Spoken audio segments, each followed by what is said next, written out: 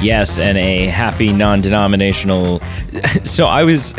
Here's the thing. I was at a event a week ago, and I was talking to the guy that owns the event hall, like the venue.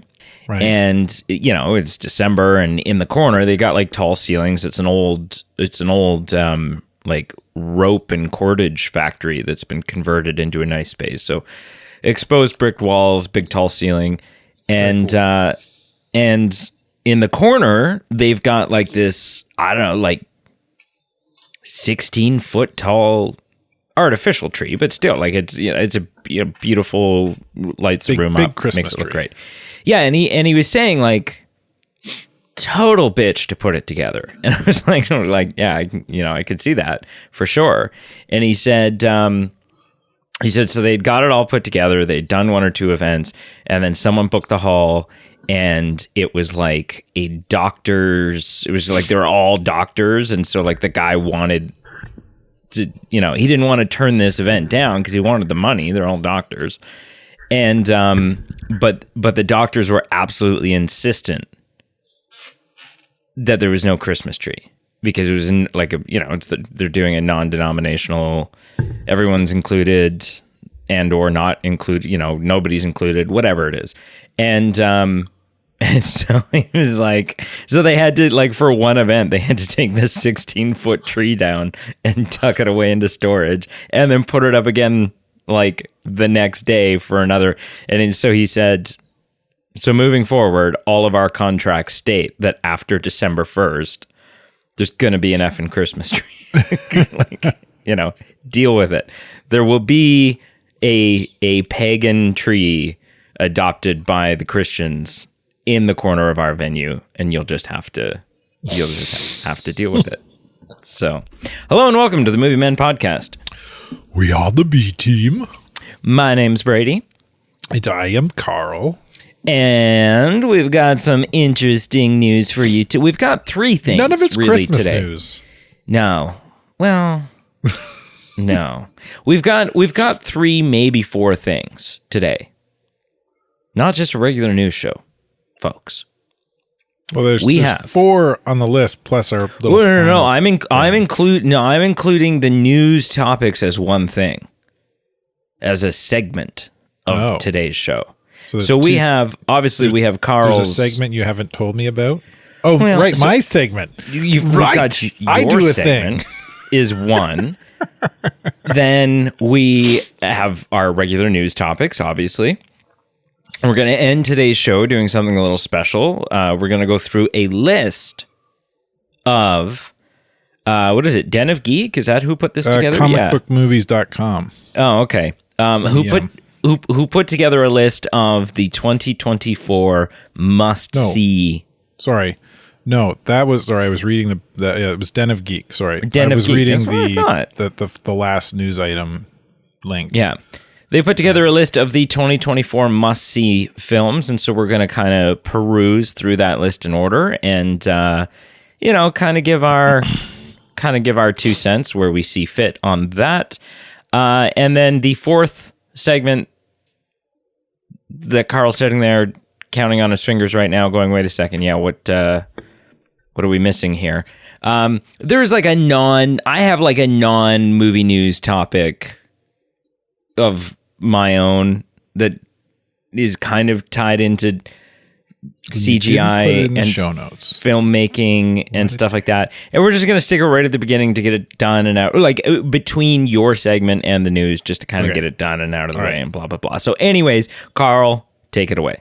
All right. So what's happening in the world of ours that's super cool and crazy and almost seems unreal? That's your new name for that's a little convoluted. I know you're workshopping. We're workshopping it.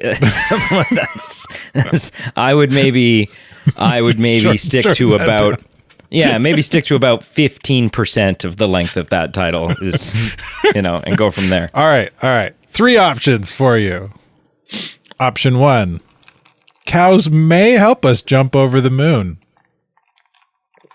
Option number 2. I'm sorry, like, hey diddle diddle? So option number 2, you'll have to pick it and find out. Option number 2, Sherpas guiding Vipers. Okay. And option number 3, have a Titanic cruise. Oh my God. Okay. Okay. Okay. I'll tell you right now, I'm between the first and the third one. But also, I already know quite a bit. Like over the years, I've sort of tracked, because there was one company from one country and they were going to do a second Titanic and then they bailed on it. That was like 15 years ago. They bailed on it. And then there was at one point there was like an Australian company that was thinking about doing it. I know there was like a Chinese guy that was building one. But what I do know is that there is one that exists or is nearing completion that is almost identical. Like they've used obviously it's been updated with some modern safety features, but that they've used like the original plans, like the layout is the same. Right. Okay. So Titanic in this title is a bit of a it's not okay. So it's not actually. So, but did you know this? The Titanic. Did you know this? That they're rebuilding it? It doesn't surprise me. Yeah, and that you'll be able to take like the maiden voyage, like the same route that. Does that route include running into an iceberg and sinking? Probably not. But I can't remember who I was talking about it with at one point, but I said like, what they need to do is stop over or slow right down and like come on the ship's PA system and do like a little vigil or like a little, like talk about the number of lives lost and blah, blah, blah, right, while you're over that spot. Right. And how bone chilling and just like humbling and, whatever else that would be. I got to go with the cow jumps over the moon because last week I chose not to go with the McDonald's one because I was like, and it seems hokey. And I regretted it. You made me regret it because you wouldn't let me talk about it at all. Yeah. We couldn't talk about like the menu and stuff. And so, although the cow jumping over the moon thing seems hokey, the cat and the fiddle. It's actually pretty cool. I can't pass this up out of fear. I've got FOMO right now. I got severe FOMO. So, all right. Well, I'll break these down for you real quick. The other two. So, Sherpa guiding Vipers is NASA is on the verge. They're becoming very close to finalizing their preparations to launch a rover on the moon. The rover's name is Viper. Okay. But the rover, instead of being controlled by somebody on Earth who is minutes behind any information it tells the rover to do, will instead be controlled by an AI called Sherpa. Oh, see, because you said Sherpa, and I'm thinking apparel, and so that's why. Okay, the people that guide people up mountains. Okay, great. So not only are we dooming our own planet with artificial intelligence, but we're also looking to put it out into the ether. Fantastic. Yeah. So that's pretty cool. Way to go, boneheads. Titanic cruise. Mm-hmm. Just big ass cruise. Set to sail in 2024. The world's largest cruise vessel, which is 5 times the size of the Titanic. Jeez. This thing, I watched the video that's linked to it. It's a pretty long video that breaks it down. There's a couple of videos linked in this article, but I watched the longer one. This thing's got like, what is it? It's got 5 or 6 like zones. Oh my gosh. I'm looking that at a have picture. Their own like feel and thing. The amount of people on this cruise ship, if like all the rooms are filled, plus crew members, is more than Hanover, Ontario. 10, like up just shy of 10,000 people can live on this cruise ship. It's called the, what is it? Icon. It says on Icon the of the back Sea here. or something like that. Icon, yeah. Yeah, Icon of the Sea.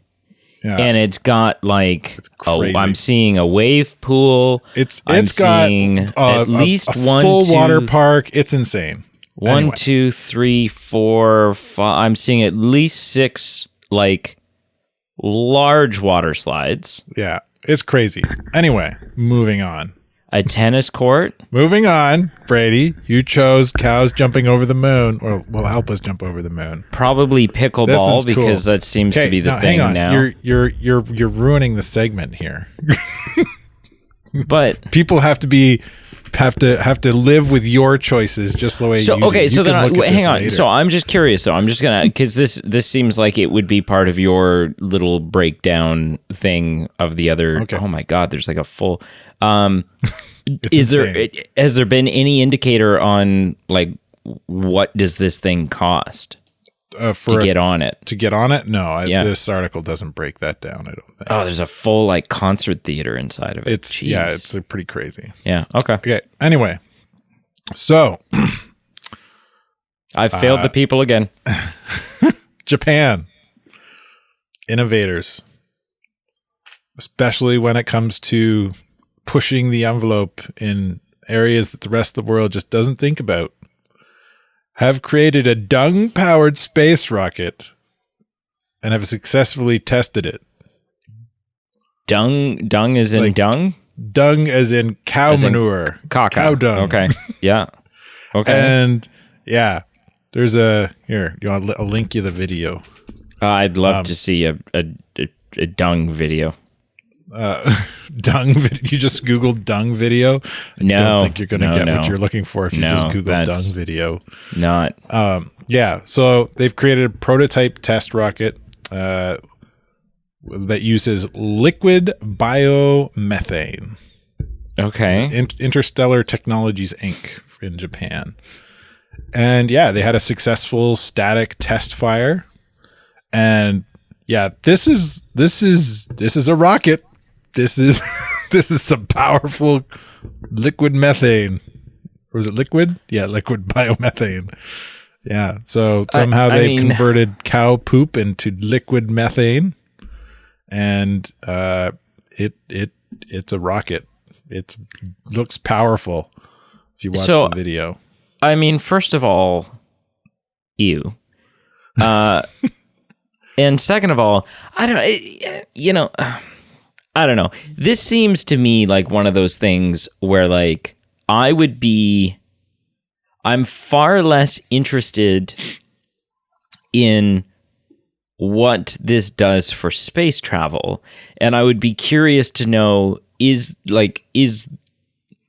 what will this do for the issue that we supposedly have with cow methane being like one of the biggest, contributors to us screwing up the earth, right? Like that. I'm curious to go. They'd be like, oh well, we've killed two birds with one stone because now all of the methane that's blasting holes in the ozone layer, and or whatever, heating up the earth.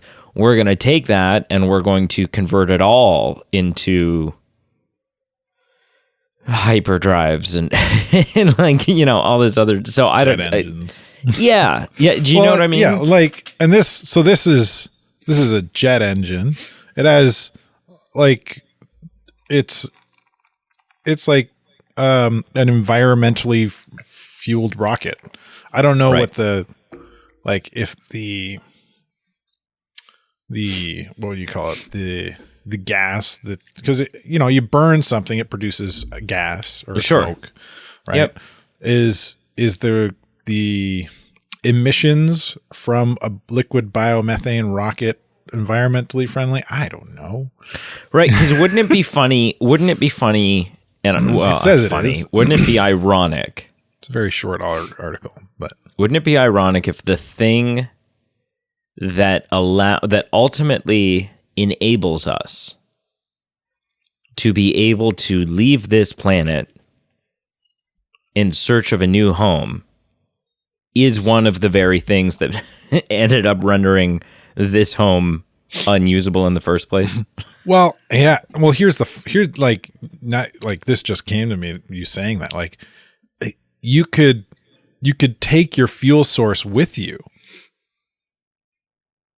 Right? Like, sure. If you got a big rocket ship full of people and resources to, like we talked about last week, like explore the galaxy, you get that big multi-generational ship, and a big section of that ship is just cows reproducing and being milked and being eaten, right? And all that poop that they're making is your fuel to keep the ship moving forward. Right.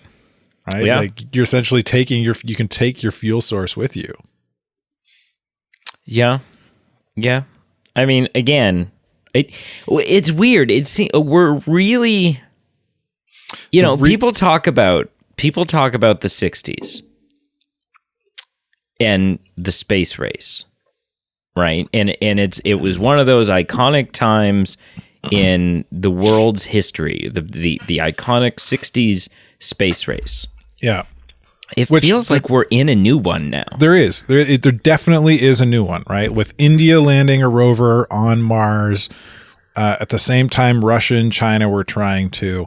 Now NASA's getting ready to launch one on Mars, right? Like, there is a space race to kind of get boots on I said Mars, on this was all on the moon, sorry, not Mars. There is another race to get to the moon, but in a more permanent fashion. Mm-hmm. Right? Like, they're trying to figure out, like, how can we stay on the moon? Because one of the biggest problems that space agencies and anybody interested in traveling and colonizing space have is the biggest barrier to doing that is leaving Earth's atmosphere.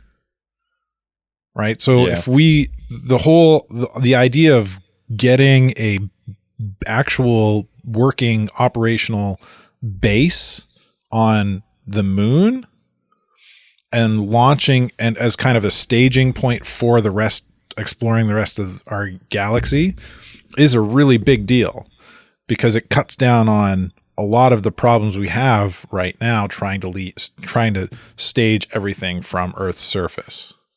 Right. You know what's going to be Earth's gravity. You don't have to fight the moon's gravity near as much, right? You know what's going to be really disheartening, but I also think is inevitable and entirely unavoidable? That was a question. No, I don't want to work on the moon. When we start to see borders places other than Earth. Do you know what I mean? Like, if you have more than one country colonizing the moon, there's going to be borders. There's going to be like, well, this part of the moon is technically China. Yeah. And you're like, like, I don't know. It could even get to the point where, like, the moon is its own place, right? Like, no, we're moon people. Screw you, Earth people. We're taking care of ourselves. Yeah, but you'll still never. I don't know. That's a long generations longer way off than what you're talking about. Yeah, because there'd have to be, because it will start out as, well, this is the American part of the moon, and this is the Chinese part of the moon, and then it would have to be hundreds of years from now when there's like a real structural breakdown to, or we end up with some sort of like.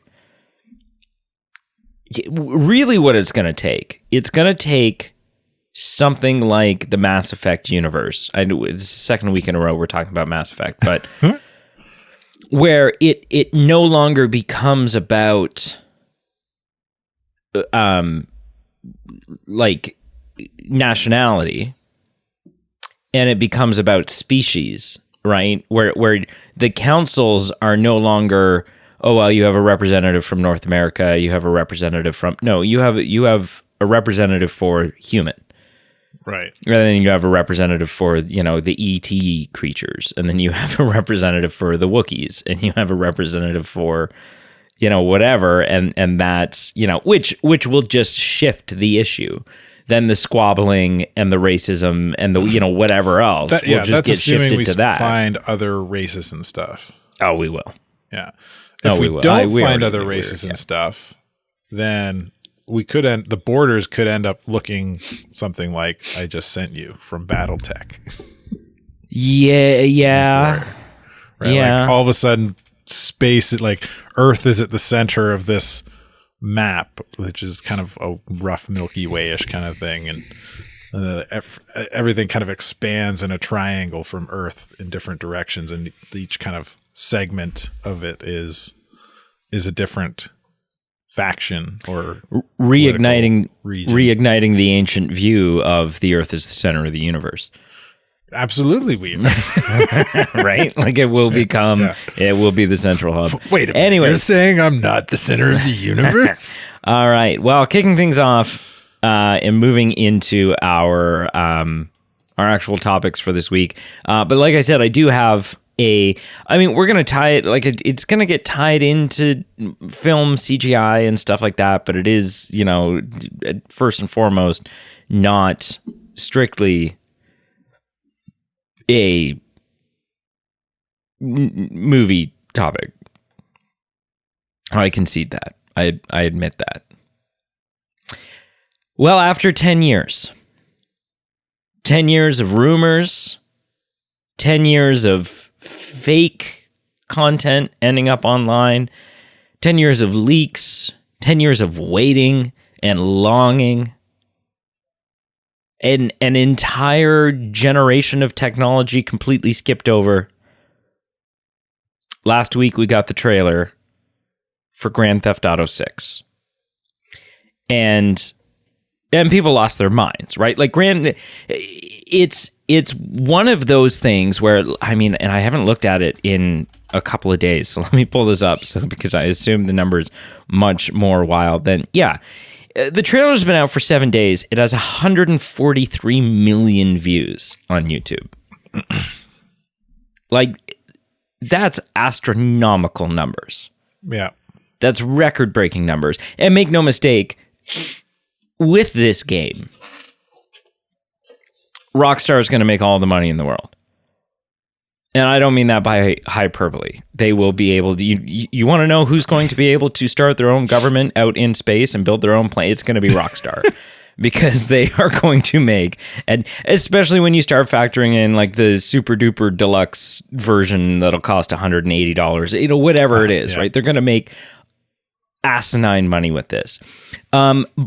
But we're not here to talk about that. We're not here to talk about, how successful is this game going to be? How much money are they going to make? We're here to talk about the visuals because yes, what we're looking at is in-engine footage. We're not looking at gameplay footage. That's important to establish. Having said that, in a way that we've seen in some in-engine trailers in the past, there are certain shots in this trailer that are almost film level CGI. Like really, truly incredible, next level, especially some of the like handheld cell phone footage shots. There is some ridiculously good-looking shots in this trailer. And what's interesting is they did especially this like one of these establishing shots that like pans up from the water over the skyline of the city. Like, a couple more days work, you tighten that up a little bit. And you put that in a film, nobody has any issues with it at all. And so what's crazy is, GTA 5, and I've never been a massive Grand Theft Auto person. Like I've, just like most other 13, 14-year-old boys, I played Grand Theft Auto because it was fun. It was fun to steal someone's car and run people over and, get chased by the cops. And and I've already, like there's these shots of the beach right? With all these like very densely populated looking beaches, which is a quite a feat for a video game and an open world thing like that. And yeah, you know, it's funny to read the comments where it's like, wow, it looks like a lot of speed bumps when I drive down the beach, right? And and it sounds crass, but it's Grand Theft Auto. Like there's no, the trailer's a minute and a half of people twerking, right? It's just, like, it is what it is. But there was a couple of people recently, like obviously within the last week, who were former Rockstar developers who went on the record saying it's gonna look like this.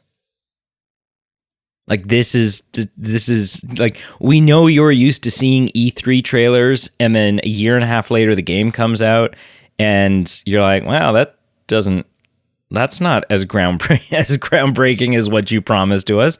They said, no, this is going to shake the industry entirely. And the reason I bring this up is because, like I said, there's clearly, I mean, CGI is something that's used very heavily in films nowadays.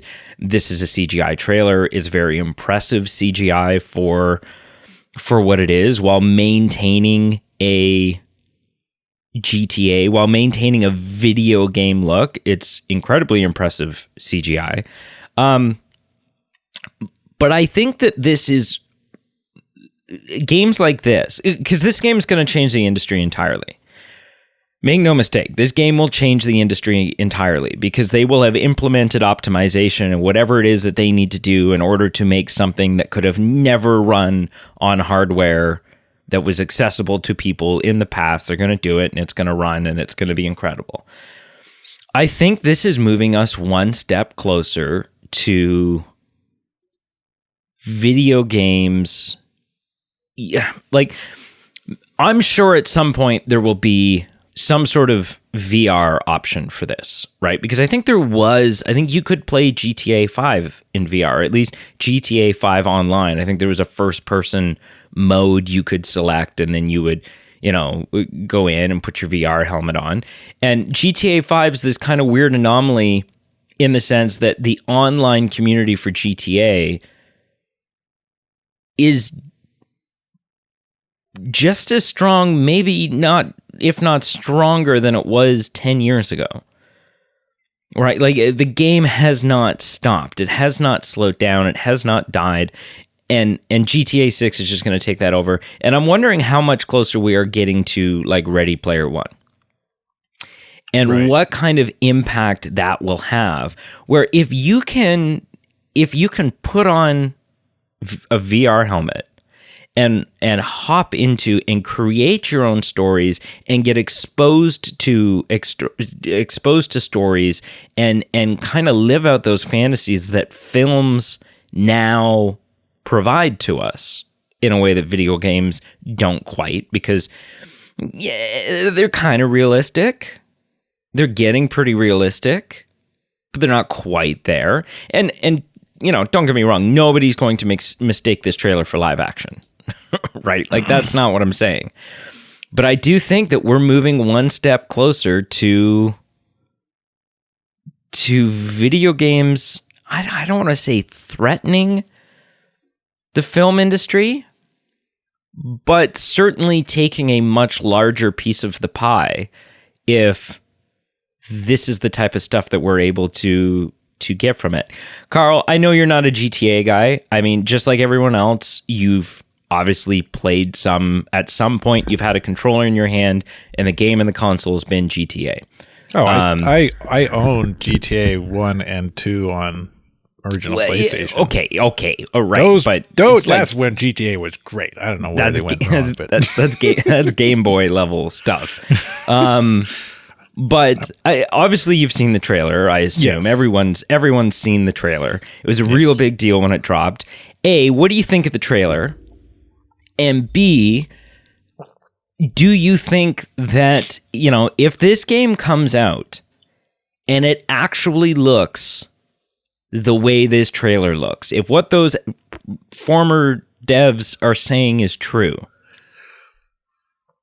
is this kind of one of those, like, you know what, there's enough room for everyone here, and there's enough pie to go around, or are we headed in a direction where the video game industry starts infringing a little bit on, you know, some of the time that people spend and some of the entertainment dollars that they spend going to the theater?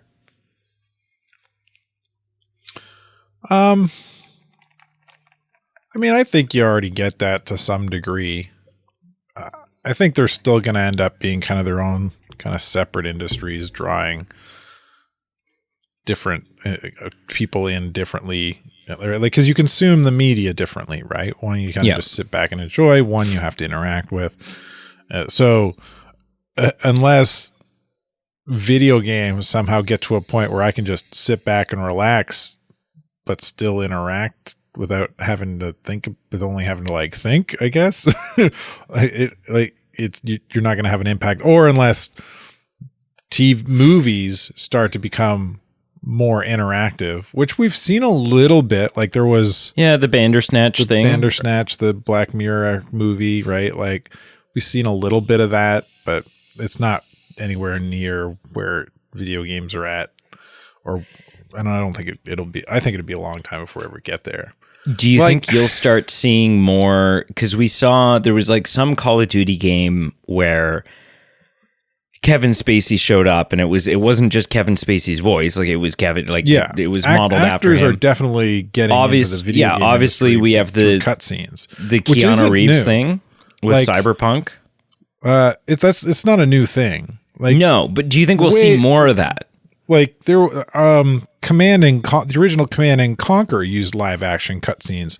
In fact, what's his name? There was a Hollywood actor was a big part of those cutscenes. I can't remember his name. Ironside, I think. Michael Ironside? I think so. Maybe Sam Fisher himself. I'm looking it up. Yeah. So I think that that's not going to affect the movie industry. It'll be a huge leap for the video game industry. I mean, there's already some really nice looking games out there. Usually when a game, like we're kind of way off our base here, our normal audience. But anyway, we don't know anything about here. Yeah, games. When a video game goes like high fidelity graphics, like what we've seen from this trailer for GTA, usually the gameplay isn't as intense, as important. Like there's some video games out there that are more puzzle based, right? Sure. A lot of crazy indie, something like a video game called Myth, right? It's all just like we walk into a room and you've got to figure out. It's almost like an escape room. You got to figure out how to get out, kind of thing. And it's like they're graphically really beautiful, but there's not a lot of coding in the background for in terms of the gameplay. No, all your processing power is going into making. Yeah.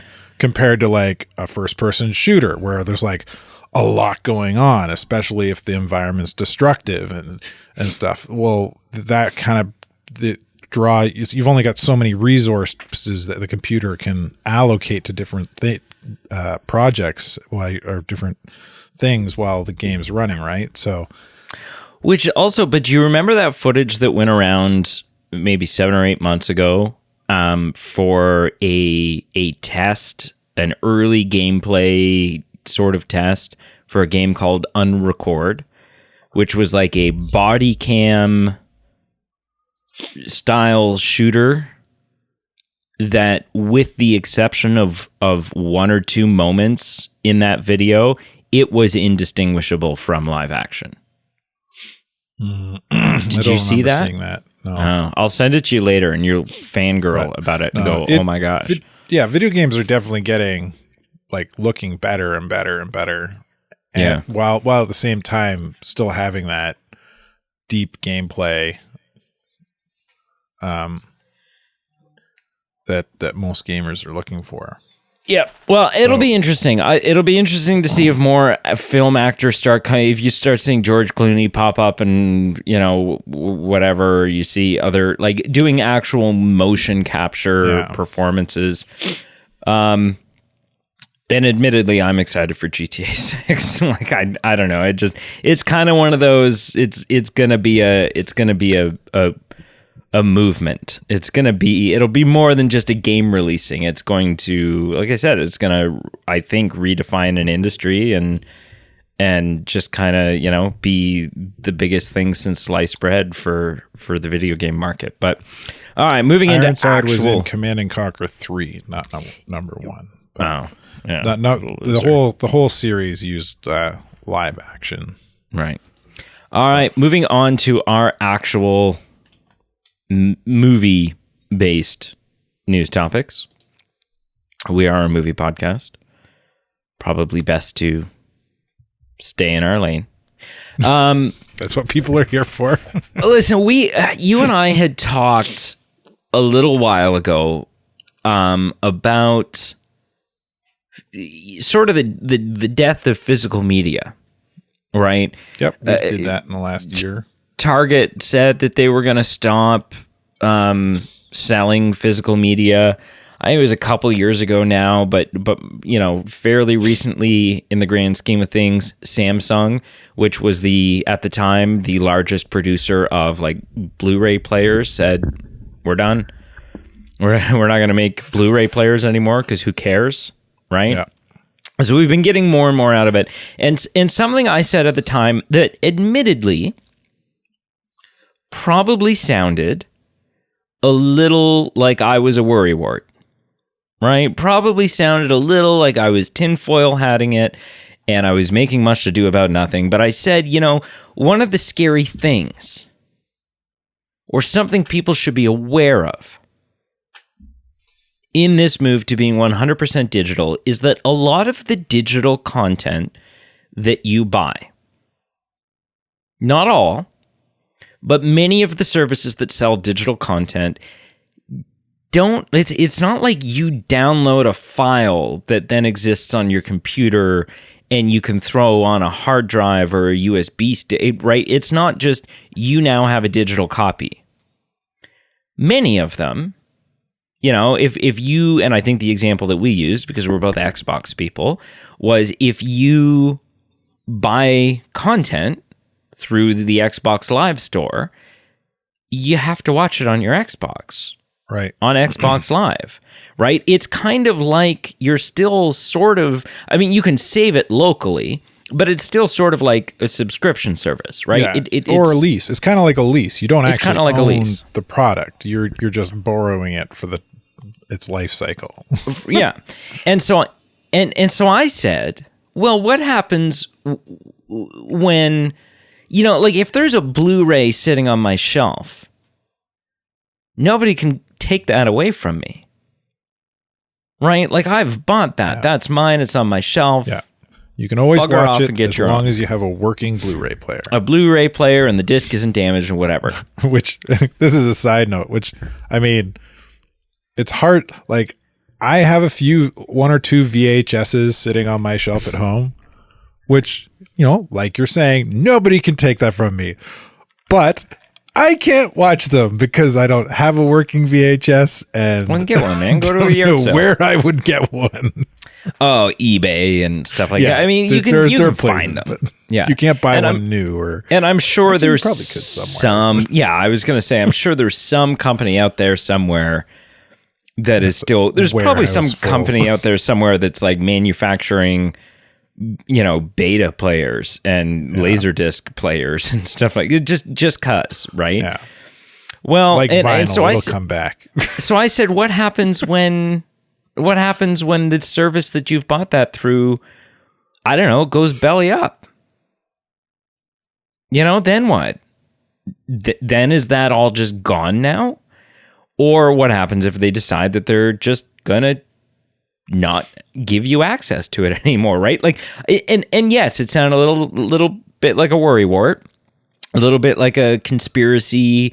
Ooh, the government's after you. They're going to take your, like whatever. Yeah. But I said what I said. And my goodness, when he's right, he's right. What are your lottery picks this week? Because so it just came out last week. PlayStation. One more reason that I'm an Xbox person. PlayStation came out and said this. As of December 31st, 2023, due to our content licensing arrangements with content providers, you will no longer be able to watch any of your previously purchased Discovery content. And the content will be removed from your video library.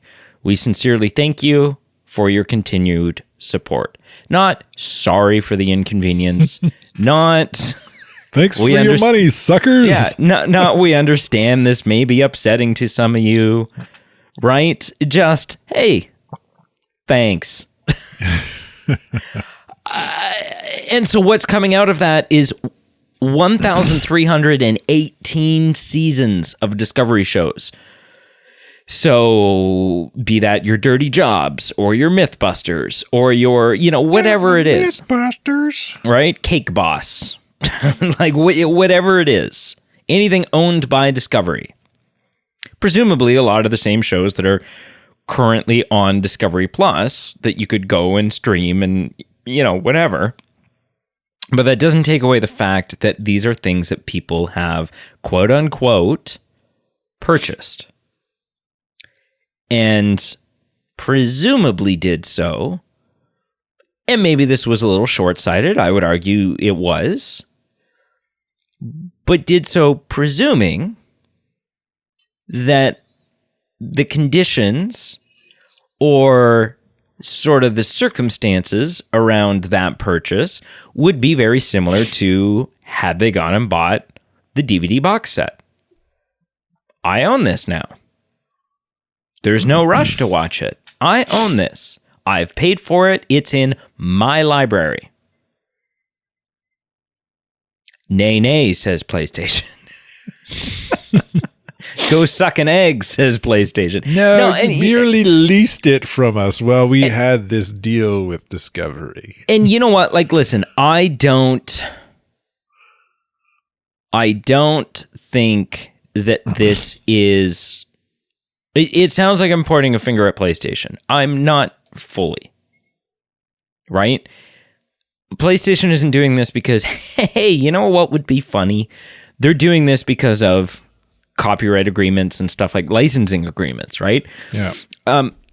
Warner Brothers, who owns Disney Plus, this is a part of them trying to boost their Disney Plus or Disney Plus, Discovery Plus, and like HBO Max subscribers, right? Hey, remember that content that you obviously know and love because, well, you bought it?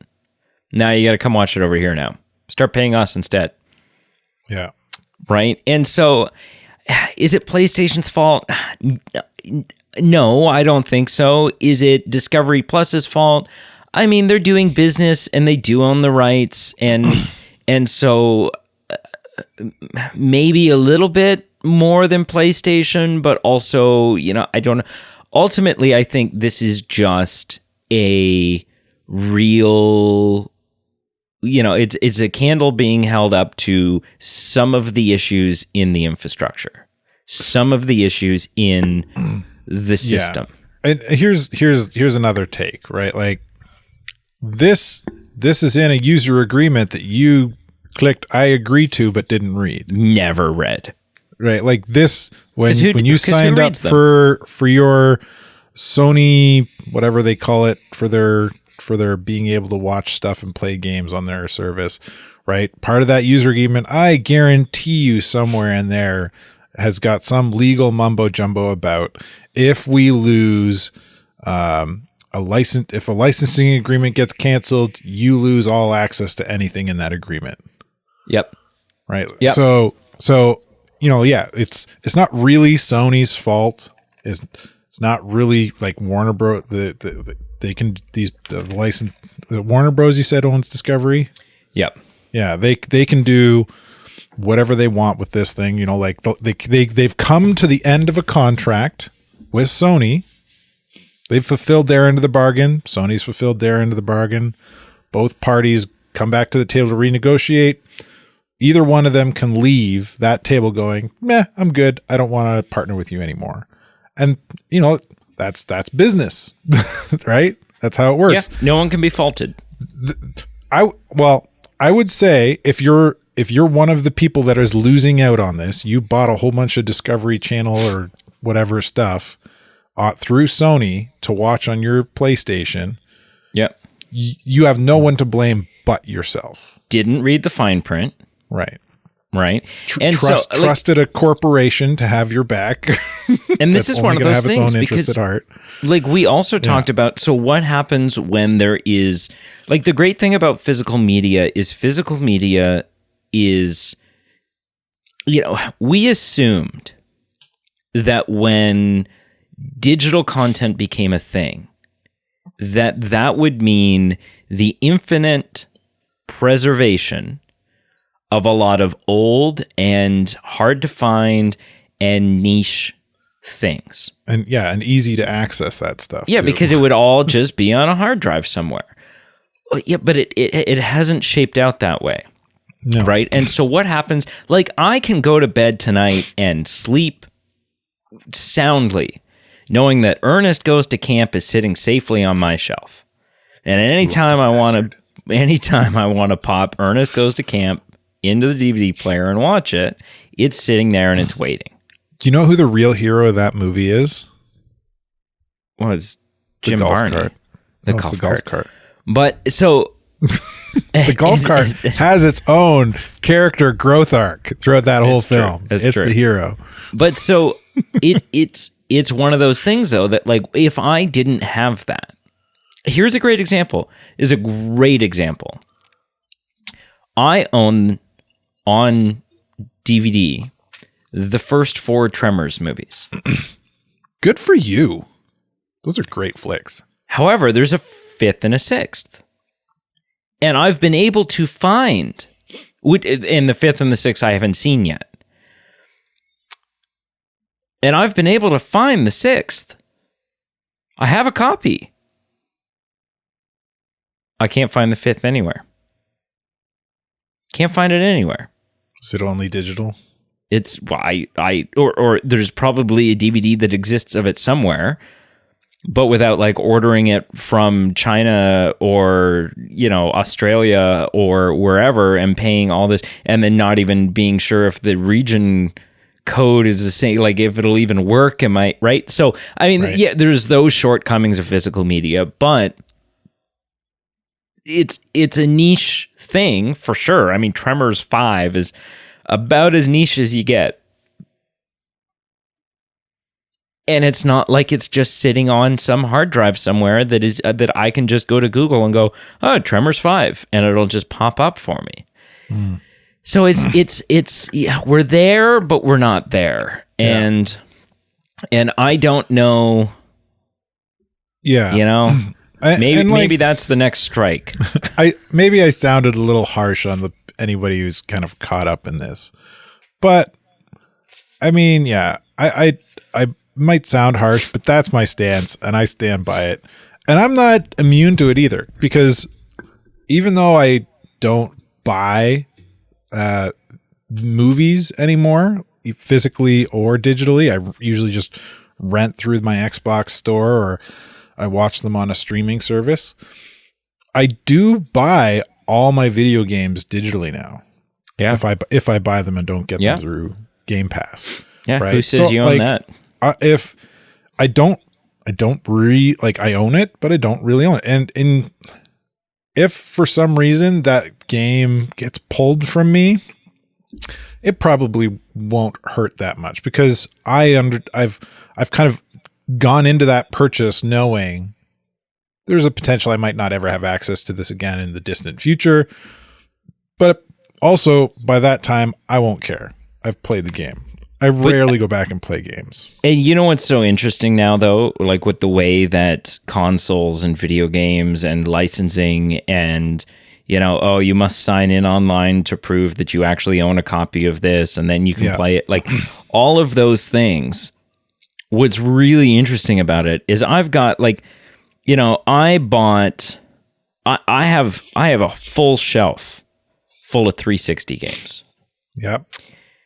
I maybe have 5 or 6 physical Xbox One games. I don't have any X or Series S games, physical games. But even my 360 games, like I have a 360 still. The last time I plugged it in was a couple months back, which was the first time in years. It was slow as dirt. Like in comparison to what we've been, I was just like, oh my God, like this was the pinnacle. We thought this was lightning quick.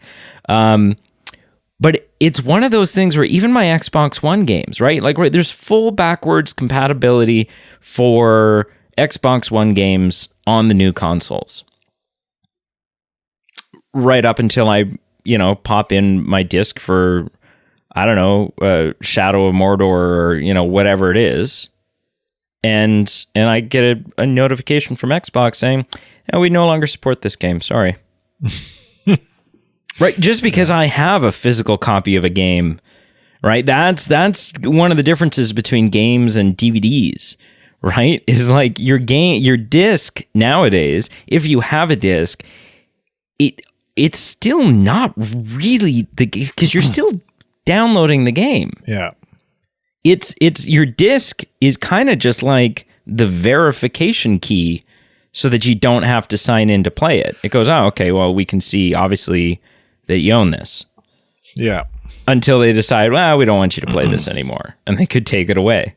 Like it's just nobody owns anything anymore. All right. Anyway. Moving on. We've talked a lot about Robert Downey Jr. coming back to the MCU. Right? There was rumors going around that he was going to. There were conversations going around about, well, not only is he going to, but he's already signed the contract. There were discussions about, well, like Kevin Feige, it sounds like may use Secret Wars to kind of reboot the whole thing and bring back actors that we thought were long gone and get rid of some of the characters that we don't care about and like all of these things. Well, Kevin Feige was recently asked, yo, Kevin, what gives, homie? We getting RDJ back or we not? And Kevin Feige said this, we worked very hard for many years to get to that moment. Presumably the death of Tony Stark is the moment he's talking about here. And he says, we would never want to magically undo that in any way.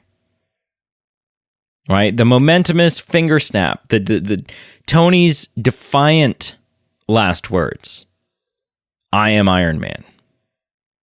Right? Joe Russo, one of the directors, goes on to talk about how, it was emotional.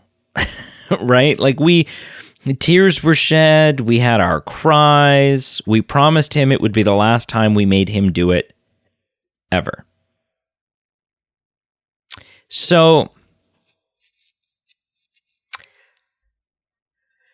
is this Kevin Feige saying, look, I obviously I've heard the rumors and I'm here to put that to bed and say it's not happening. Well, just like every time a statement is made that is not a clear-cut, no, sorry, he's not coming back statement, or yes, we're happy to announce that he's coming back statement, there's a couple of different sides here, right? Like some people are looking at this going, yeah, no, absolutely. This is him saying he's not coming back. They don't want to mess with it. It's a happy ending. They don't want to, or not a happy ending, but it's a good ending. They put a bow on it. They don't want to undo that. There are other people who are looking at it going, well, you know what he didn't say? He didn't say the word no. He was asked a yes or no question. And he didn't say yes. And he didn't say no, right? He gave a vague answer, right? And that would just by definition, if I ask you a yes or no question and you give me an answer that doesn't include yes or no, that is a vague answer, regardless of how far in either direction it appears to lean. So I think there's merit in both sides. I think there's merit in looking at this and going, they made Tony make a big sacrifice and they don't want to hurt that sacrifice. They don't want to take away from that sacrifice. They want to just end it the way that it's ended and move on and, leave their biggest star and most beloved character on the cutting room floor. Fair. I think the other side of this are people hanging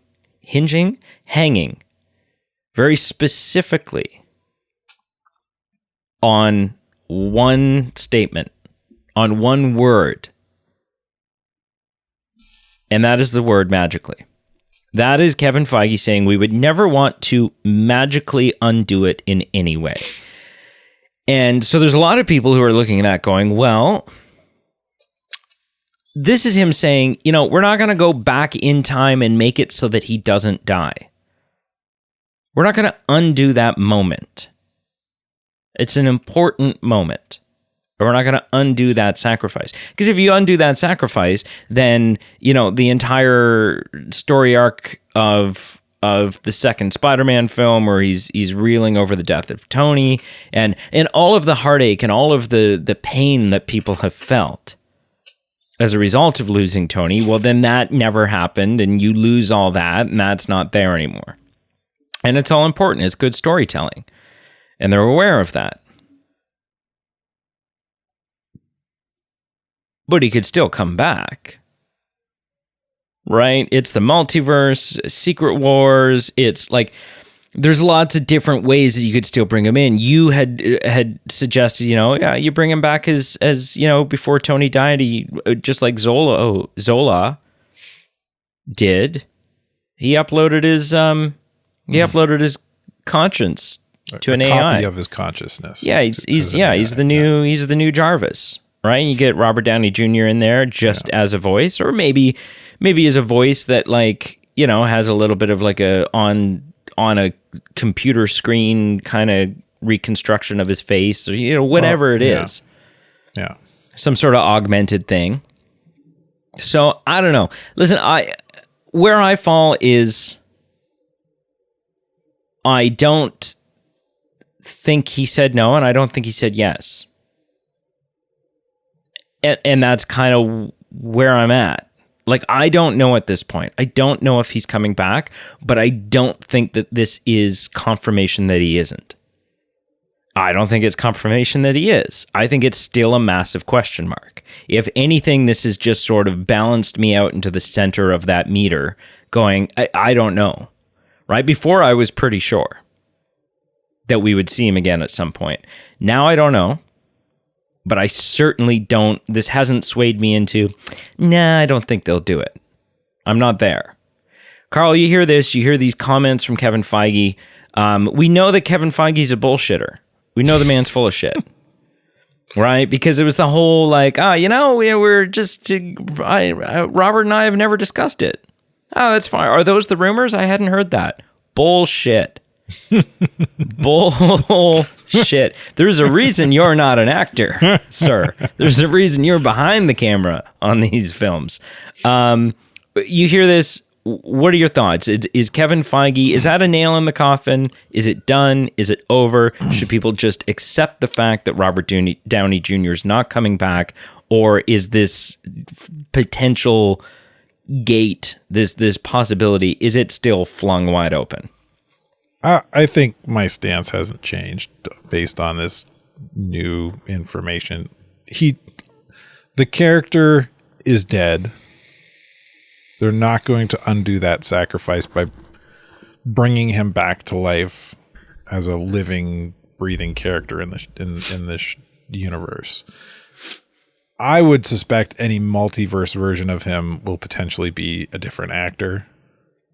Tom Cruise. I don't care who. Not that I'm not a Tom Cruise guy, but I think that would be a crowd pop because Tom Cruise was originally lined up to play Tony Stark. I think if the only way in my mind for them to bring him back into the current universe is to bring him back in a kind of AI capacity, kind of a mentor from the past kind of thing, an interactive AI.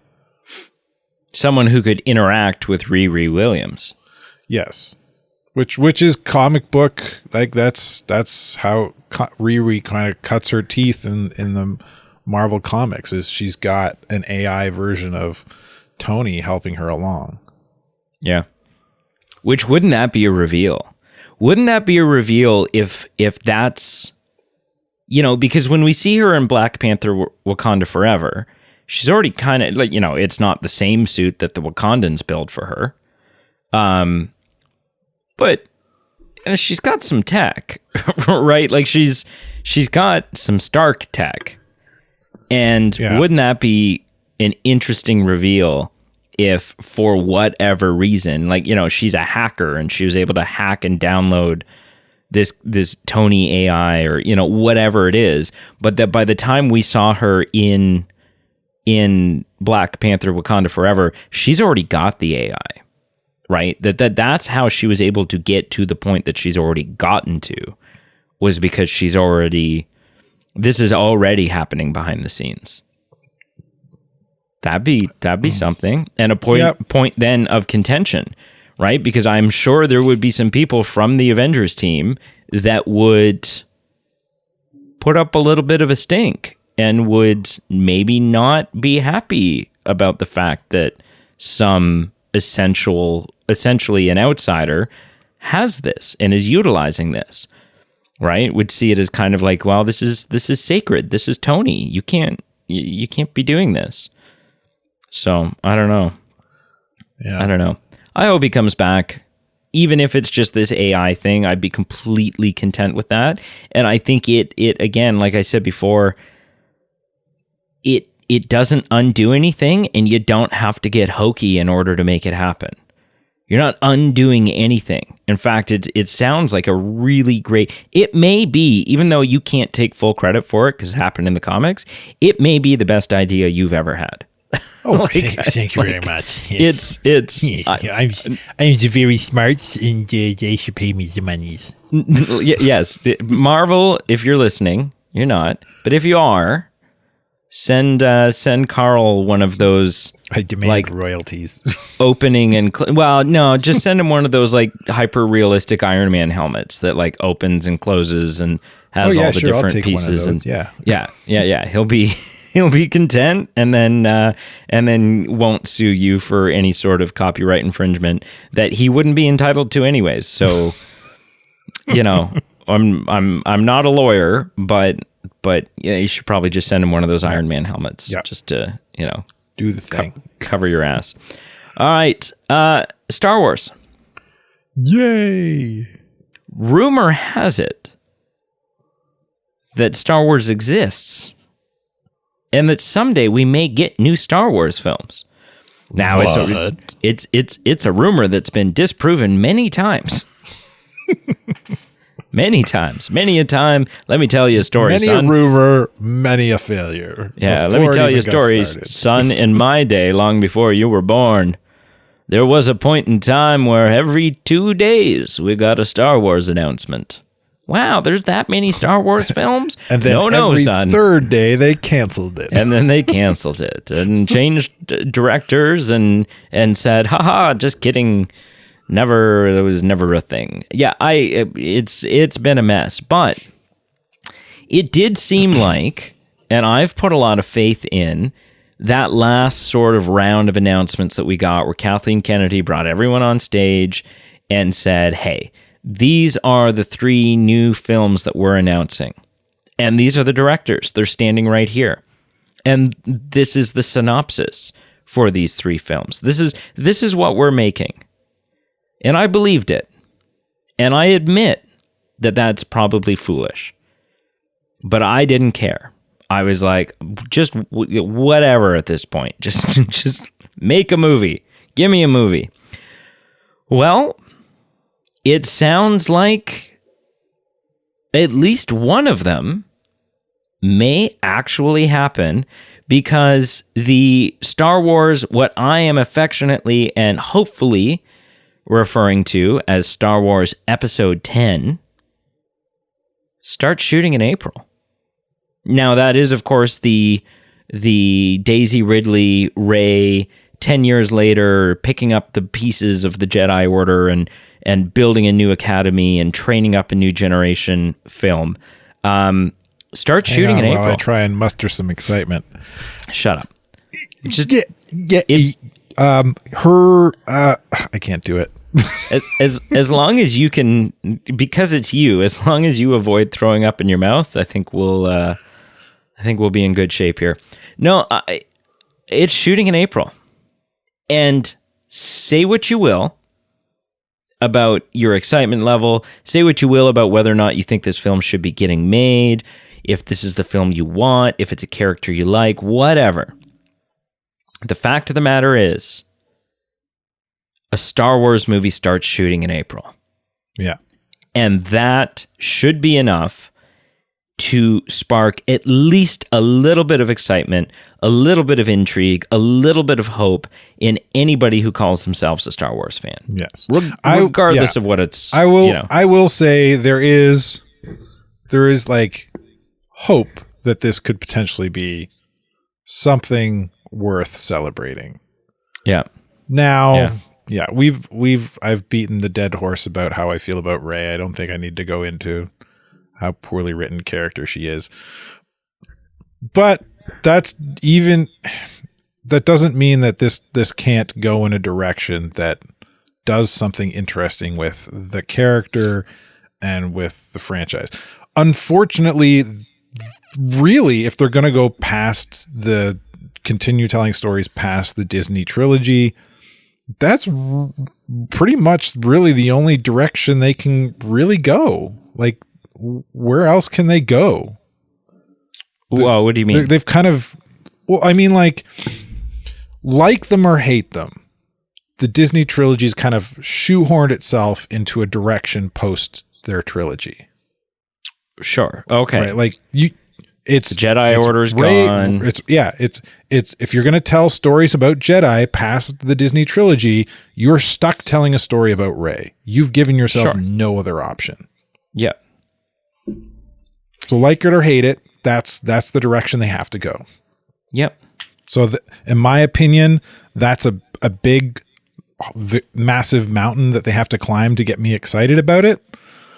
But it's not. I don't think it's an insurmountable thing. I've kind of thrown some my own kind of fan thoughts about how the directions they could go that could get me excited about that in past episodes. It's possible, right? We'll see what happens. Yeah, and I'm just excited. Like, regardless of everything else, I am excited and thrilled and relieved and filled with a sense of hope that some might even say a new hope that the direction that they are choosing to go, that they recognize that, hey, you know what? We're Star Wars. We need to be telling stories about Jedi. Right? Because that is that's what sets it apart. That's what we have that nobody else has. Yeah. If you're not telling stories about Star Wars, you're just another sci-fi space opera. Yeah, absolutely. So, gets me a little excited. I know a little bit more excited than you, but that's fine. Yeah. I win in that scenario. It's okay. It's okay with me if other people aren't excited because I am. All right, our last official news topic before we get into that must-watch 2024 list. circles around Sir Patrick Stewart. The Great. The Great. Even though he Great did that should Star be Trek an stuff. honorary title that's given somehow. Yeah. Like, I'm surprised you're going with Great and not there's Awesome. Doctor, there's Sir. Like, Great should be a title that you can be bestowed. Then the Great Sir Patrick Stewart. You wouldn't want to do, knowing you and one of your all-time favorite words being awesome, you wouldn't want it to be awesome? Awesome would also be a fun. Yep, Sir Patrick Stewart, the Awesome?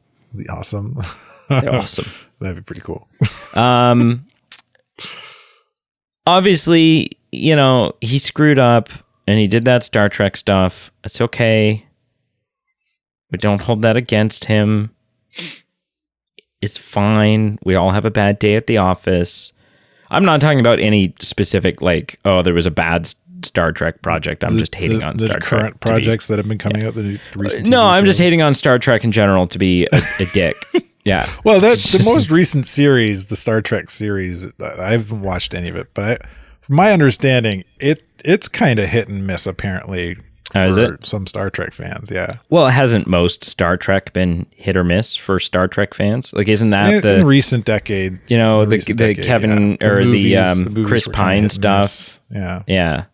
Which the only Star Trek I've seen is I think the first two of the J.J. Abrams ones, and I didn't mind them. But that's because I didn't have any Star Trek background, right? So I couldn't go well, that's not how you're supposed to portray Spock, or that's not how I'm just like, okay, it's cool. Okay, it's Spock. Now we had talked about the fact that it seems like it's pretty safe bet at this point that he's showing up in Deadpool 3. Very safe bet. I mean, everybody's in Deadpool 3. Including, have you seen the most recent set photos where it looks like, and I don't know the actor's name. It's not Liv Schreiber from the Wolverine films. It's like the original from the first Bryan Singer X-Men, Sabretooth. Big hairy, brutish. Yeah. Looks like Sabretooth's in there, like the OG Sabretooth. So interesting. But we're pretty sure that Patrick Stewart is showing up in Deadpool 3, right? Well, but Brady and Carl, Professor X died in Logan. Well, yeah, but so did Logan. Yeah. And he's going to be in this, right? So, and they've said that the Deadpool story fits into that continuity still. It just, it's a prequel of sorts. It takes place before the events of Logan. Okay, great. And we heard that, when asked about it, Sir Patrick Stewart said, well, I've been told to stand by. And that was the information that he gave, and that seemed pretty definitive at the time. Now, rumors have started circulating because, we can't wait for one film to come out and enjoy that one. We got to start getting pumped up and excited and speculating and tinfoil hatting about movies that are down the pipeline. And not just one movie down the pipeline. We're going to skip an entire We're going to skip Avengers 5 entirely here. We're going to talk about Avengers 6. Rumors have started circulating that Professor X will show up in some form in Avengers Secret War. Now, he, of course, appeared as a version of Professor X that we had not yet seen before on the big screen in Doctor Strange Multiverse of Madness. And everybody had a lot of fun with that. Especially when that theme song started playing. Do-do-do. Do-do-do. Right? Like everyone peed a little bit. If you knew what that song was, you peed a little bit in the theater. That was a really horrible rendition of that. All right, take it away. Come on. All right, here's a little better one. Na na na na na na na na na na na. You did that, so you got closer to the microphone for that, didn't you? I absolutely did. Yeah, you know that will just be distorted and awful, and no one will be able to hear what you were doing, right? You'll have to fix it in post. There's only so much fixing you can do in post, right? I'll fix it in post, damn it. Make me sound better. All right. And so Sir Patrick Stewart was asked, just flat out asked, like, let's not beat around the bush anymore. Just, hey, can you dispel the rumors? Can you put to bed the rumors that you're going to be in Avengers Secret Wars? And Sir Patrick Stewart laughed and said, I cannot put those rumors to rest because it's not a fact either for or against. It is a possibility. Hugh Jackman and I looked upon Logan as being our farewell, given that I died in that film. Although I've been told I've actually died several times already. How do I do it? I mean, he's amazing, right? He's amazing.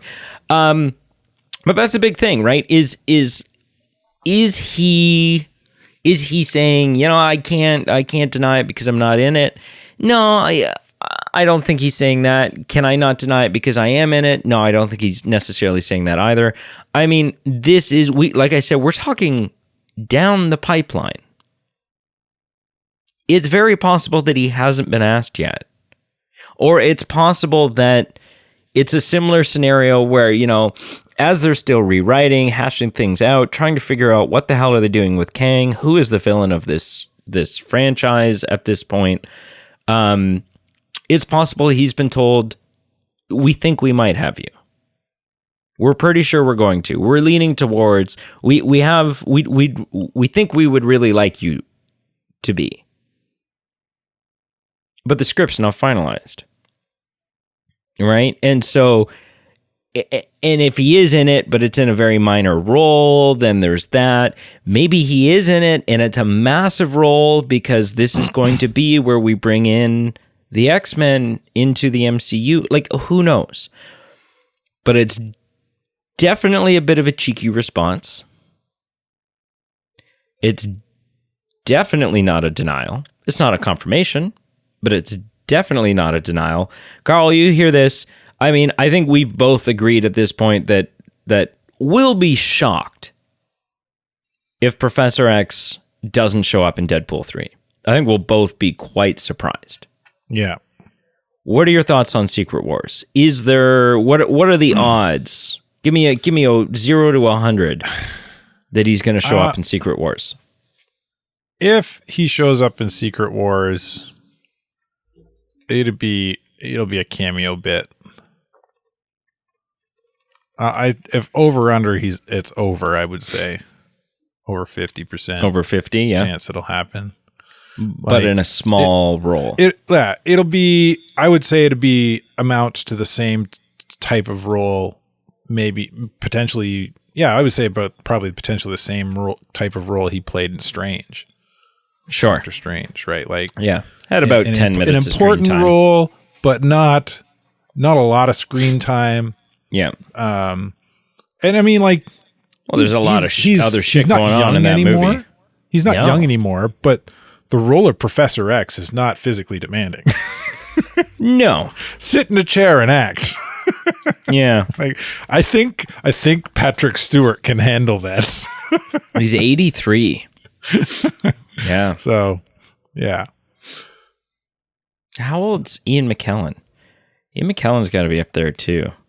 84. Ian McKellen's older than Patrick Stewart. Huh. I don't know that I would have guessed that. I think I would have flip-flopped that and added a year or two more gap in between. But interesting. Yeah. No, I think I agree. I think it's likely that he'll show up because I think everybody's going to show up in Secret Wars. Like, you think a lot of people showed up in Doctor Strange Multiverse of Madness? You think a lot of people showed up in Spider-Man No Way Home?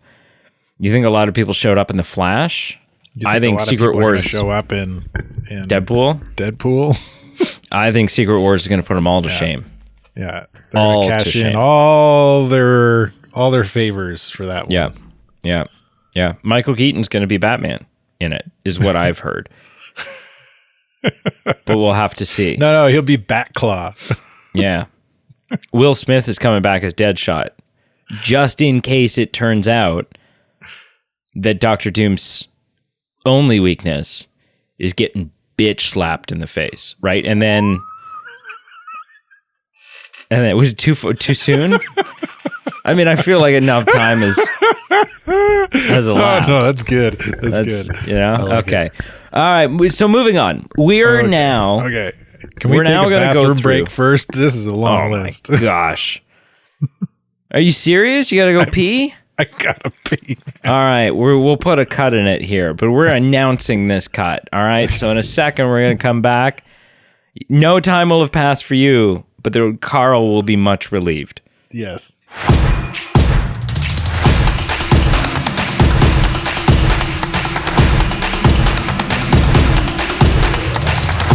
All right. Okay. Bladders have been drained. Noses have been blowed. 1, 2, 3, go. What? No, we're not singing up yet. Pipes. You already did that, right? Okay. Pipes have been cleaned, restocked, and relit and smoked, and we're ready to.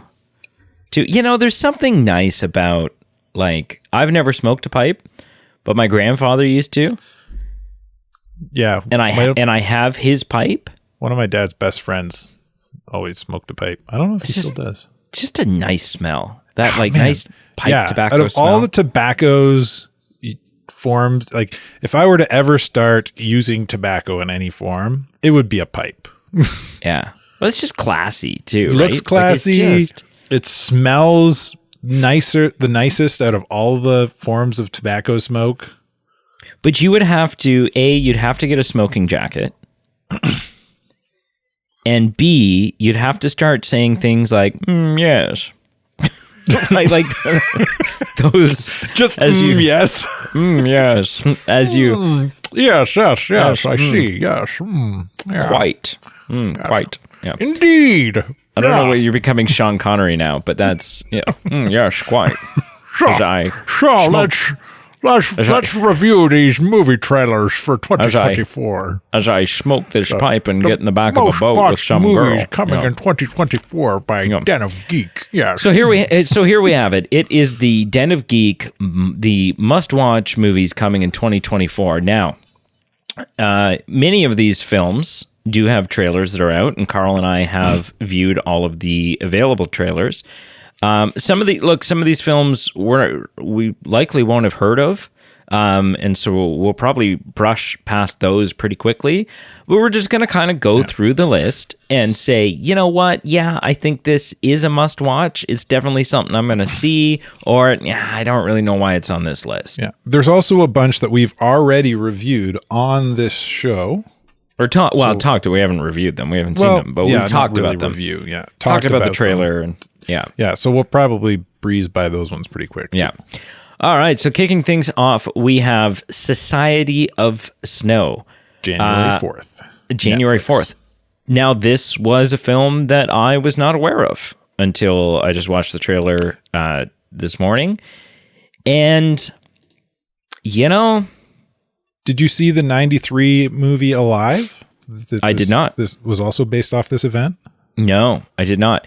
I'm going to tell you straight up, my answer to this one is no. And the only reason that my answer to this one is no, I know what it is. And I've been public about this on the podcast many times. Exactly why. This looks like a really great movie. Except it's not in English. So why would I want to spend the entire film looking at the bottom 3 inches reading it? Yeah. Right? And I get that for some people that works great. Right? For some people that's not an issue at all. It's ruined movies for me. Right? Pan's Labyrinth is not the enjoyable experience that it should be for me. Everything about that movie is 100% me, except I've never seen it. I've only read it. Right? Like there's so many great visuals that I'm just not, Another one back in the day, I understand, regardless of your worldviews, whatever else, I don't care. Masterfully made was The Passion of the Christ. I haven't seen it. I've just read the bottom of the screen a couple of times, right? And it's just, not for me, and that's upsetting. But I'm taking a pass on Society of the Snow. That, you've got a reason. I think it's a fine, fair reason. I would encourage you to go watch 93's Alive. Is it English? It is English. It's an American Hollywood production. 93. What's his name? Bring it up Don't real know. quick here. Ethan Hawke is one of the leads in it. Okay. I do remember I have seen it. I was fairly youngish at the time, but I do remember watching it as a kid with my family and feeling like, wow, this is a crazy story. Now, I mean, what does, I don't know, 8-10-year-old Carl know about drama movies like this? I don't know. I was gonna say, wait, but I remember it being good. I remember it being like kind of what they're I don't know if I should ruin. No, don't ruin it. Yeah, I won't ruin it. But yeah, I think it's worth watching. I haven't seen it since I was a kid, but it's a great. The story itself is crazy and inspiring, and yeah. So I think that what I remember of the 93 Alive, it is worth watching. I had an interesting thought the other night. How old are you? I know approximately, but what is your age? I will be 40 this coming June. Yeah. Did you know that's the age? Because they've, over the 25, 30 years that the show's been on the air, they've aged them up 6 years. Did you know you are the same age as Homer Simpson right now? Am I really? You are. Yeah, you and Homer. Same Nice. Age. Yeah. Homer. So take that to the bank. 40. What are we going to do? I don't know. We'll find out. Anyway, We're going to do something big. Anyways. We'll do something. I think this is cool. It's on Netflix, so I might end up watching this. I don't mind subtitles. It doesn't detract that much from a viewing experience for me. As long as I can keep up with them. I'm a slow reader. But I might watch it just because I do remember seeing 93's Alive, and yeah. I think before we move on to this next film here, I think for your 40th, we gotta get ourselves a bottle of Pappy Van Winkle's Family Reserve. So, all right, you get that for my birthday. The Nick Fury whiskey. That's the route we got to go. Okay, sounds good. So moving on, we have Mean Girls, January 12th. January 12th, and I mean, this one's interesting for a couple reasons, because it is a film adaptation of the Broadway musical, whereas the first one was an adaptation of the book. Right? So the book comes out, then they make a movie, then Tina Fey goes on to write a Broadway musical for it, and this is based off the Broadway musical. So interesting. So this says Tina Fey expanding the Mean Girls universe with a movie adaptation of the Broadway that she wrote for the book. Yeah. Right. Okay. And although it's not a sequel, right, it's still it's about Regina George and all that stuff. It's got a lot of returning actors. Right? Like the principal in this is the principal. What's that guy's name? The black guy that plays the principal in the first one, or he's a teacher in the first one or whatever. He's in this, and obviously Tina Fey's in it. Yeah. And I just recently this fall rewatched Mean Girls. Did you really? I don't think I've ever seen it. And it's funny. It is. It holds up. You couldn't make that Hilary movie. Duff was the lead in the first movie. No, Lindsay Lohan. Lindsay Lohan. Okay. Yeah. And so I don't think it falls into a weird category where it holds up almost entirely, but still that movie, the way it is, would never get made today. But it still holds up for some reason. And so, this new Mean Girls movie is the type of thing that I would be inclined to roll my eyes at, but it's Tina Fey, and I think Tina Fey's hilarious, and I'm on board for anything that Tina Fey puts forward saying, hey, I'm making something. And B, the trailer actually looks funny. Like I was surprised when I watched it that I was like, all right, let's give this a whirl. I wouldn't go to the theater to watch it, but if it ends up on Netflix or if it ends up, wherever, if someone's like, hey, I bought a copy of it on PlayStation, hopefully I get to keep it, then yeah, I'd go over and watch it with them. I think it looks good to me. So I'm not gonna say a jumping up and down yes, but I'm gonna take a cautious yes on this one. Yeah, I don't know. This is not my type of comedy. I don't. No. I don't. Although you loved Bridesmaids, which is also not your type of comedy. I did. And they do kind of fall into the same kind of vein if you were to kind of classify comedies into their own subgenres. I might enjoy watching this. I might have to be dragged into it. I'm not going to choose to watch this on my own. All right, I'll drag you in. I'm not saying it doesn't look like it could be fun. Like, if this is the kind of comedy you enjoy, then it's probably going to be a lot of fun for you. Sure. Yeah. All right. January 19th, we have Origin. Yes. Origin. I didn't know about this movie. Yep. Nor did I. With John Bernthal and Vera I always mess this up. Farmiga? Who I really like, and I just don't know how to say her name. This looks like, I think the only way that I can explain this or describe what this film looks like to me, this looks like a good watch, but a tough watch. Yeah. Like, this is the type of movie, and I get some people aren't affected by it, and I'm not saying that makes you a bad person. I'm not, like, it's just different people have different emotional responses to movies.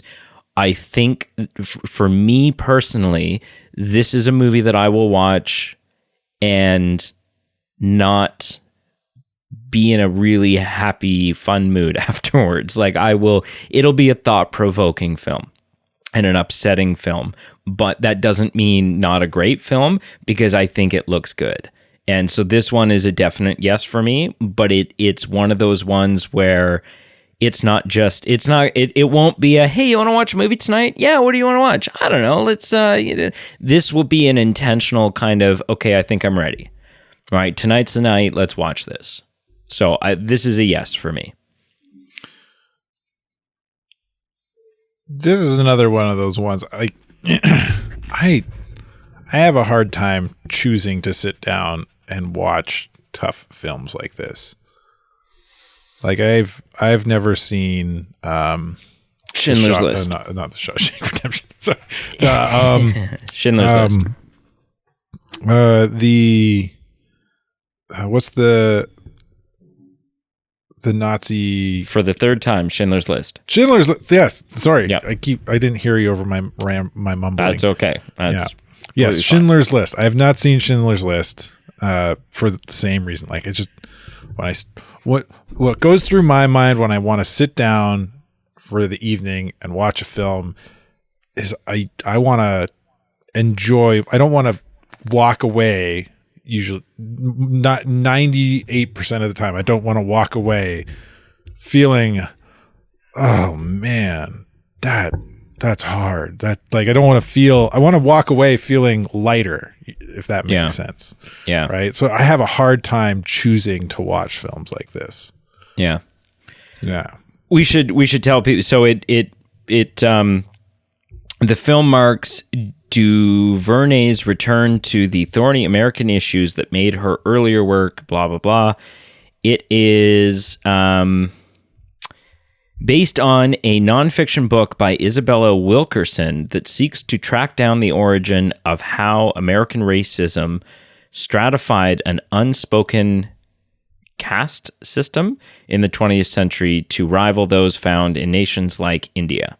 So it's about racism in, the early 1900s and sort of where that all started and how it came about. And all right, moving on.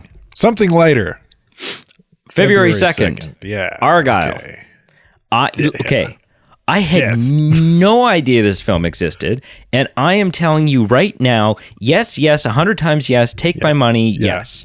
This, my I've seen God, this trailer. This looks good. Before I seen this list, I seen this trailer probably twice, and same thing. Like everything about it, right? You've got Sam Rockwell is in this. You've got Bryce Dallas Howard is in this. You've got, and I know, not Carl's cup of tea, but you've got a cat that seems to be playing a central character in this.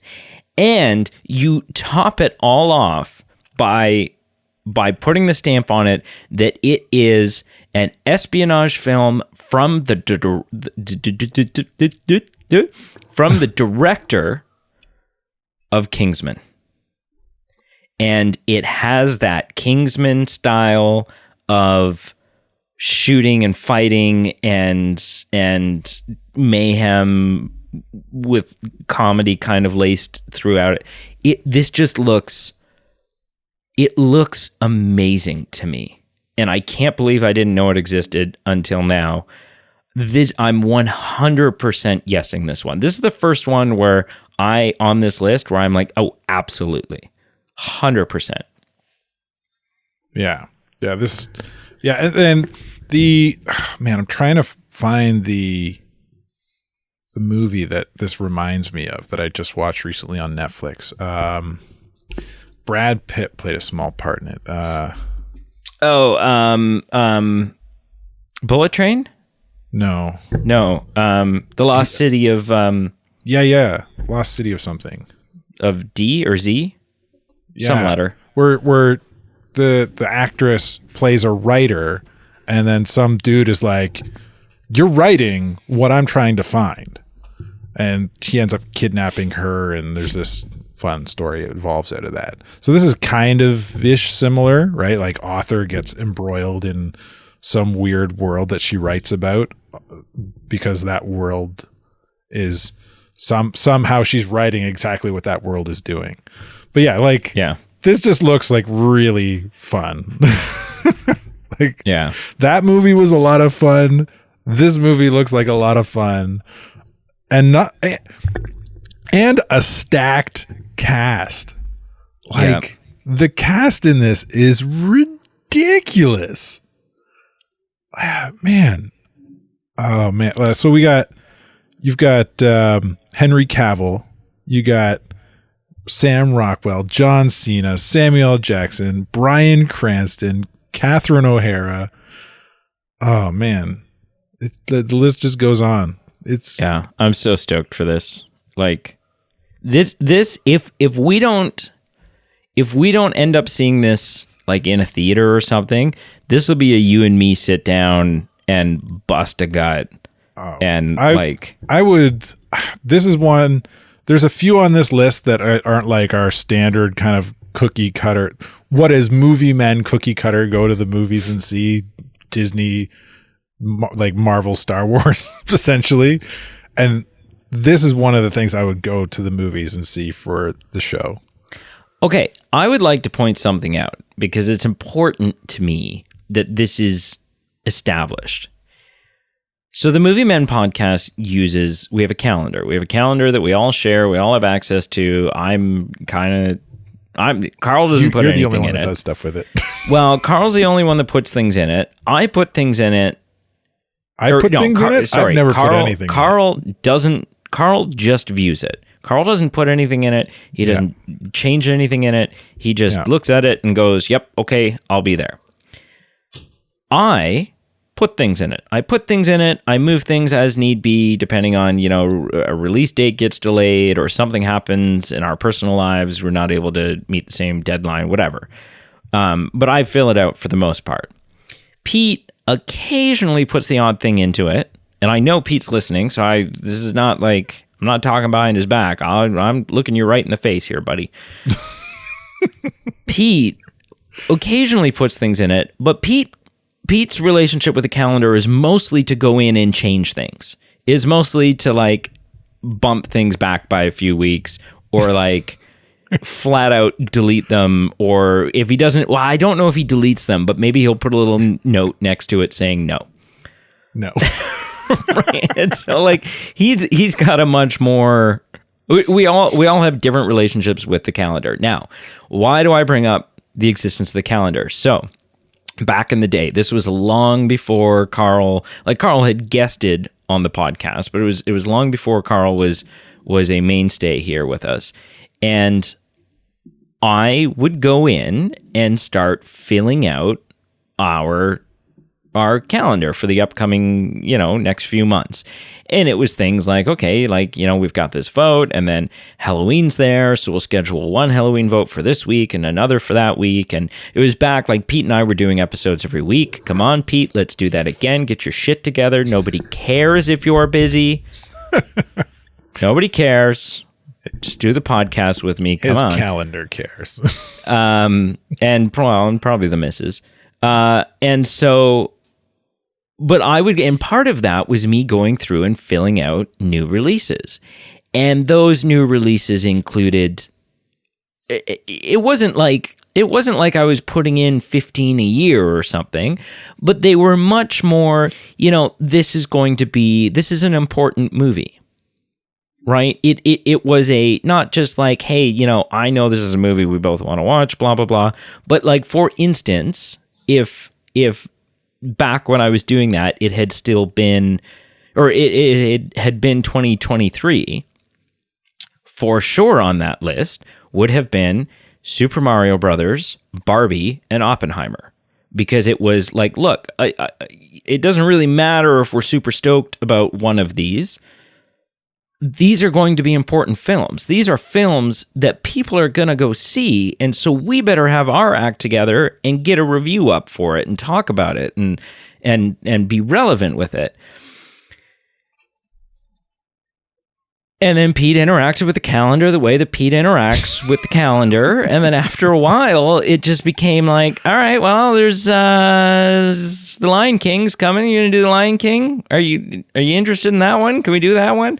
So, which is fine. Like, it sounds like I'm hating on Pete. And Pete, I'm totally not hating on you, except for the once every 2 weeks thing. Come on, get your shit together.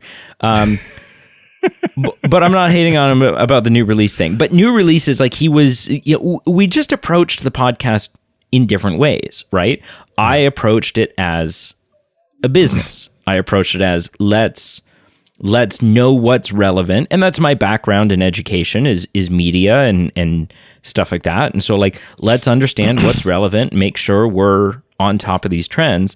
And Pete was like, yeah, but I mean, if it's a movie I don't want to watch, then I don't want to watch it. And then it stops being fun. And I don't want to, and I'm like, yeah, but then we can hate on crummy. So anyways. Yeah. There's also he's also approaching it from a different, like where he's at in life, right? Well, like, he's pushing 50. And so. And 2 young kids. And yes. And so, so anyways,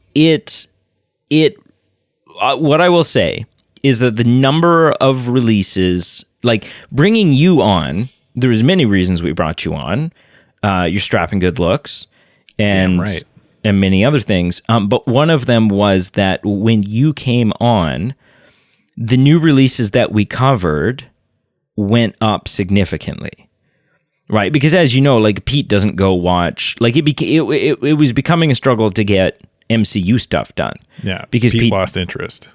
Pete lost interest in the MCU and stuff like that. And I'm like, okay, well, I'm not compromising on this MCU stuff. So we got to get Carl in here. We got to, we got to do something. So Ghostbusters, like when the new Ghostbusters movie comes out this year, next year, I guess, technically, he's not going to go see it, but you and I are going to be parked. Like we're going to be wearing our I Ain't Afraid of No Ghost t-shirts. We're going to be stoked about it. We're going to be, so anyways, all that said, I don't remember how we got on this.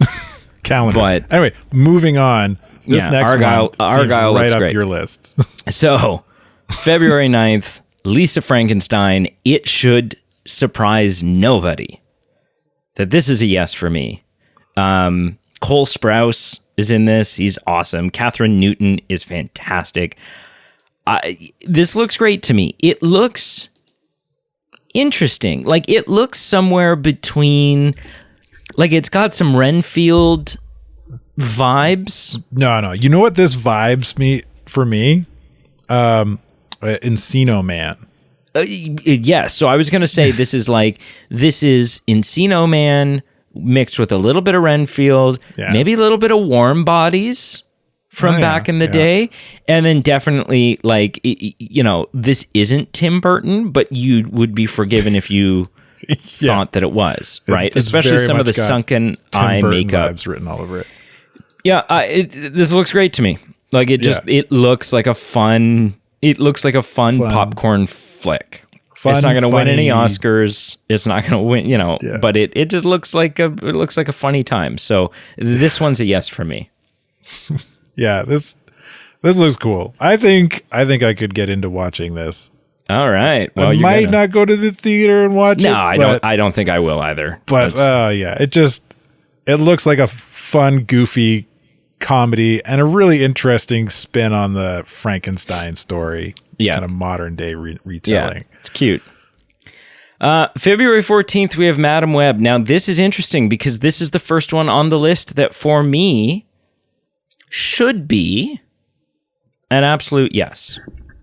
Yeah, we've already talked about this one. Yeah, and technically it is an absolute yes because you and I are going to watch it. We're going to review it for the podcast. But my stance on this, just because we have to give everything here, yes or no, my stance on this is I need to see another trailer before I can, because I'm a meh right now. Like, I don't know.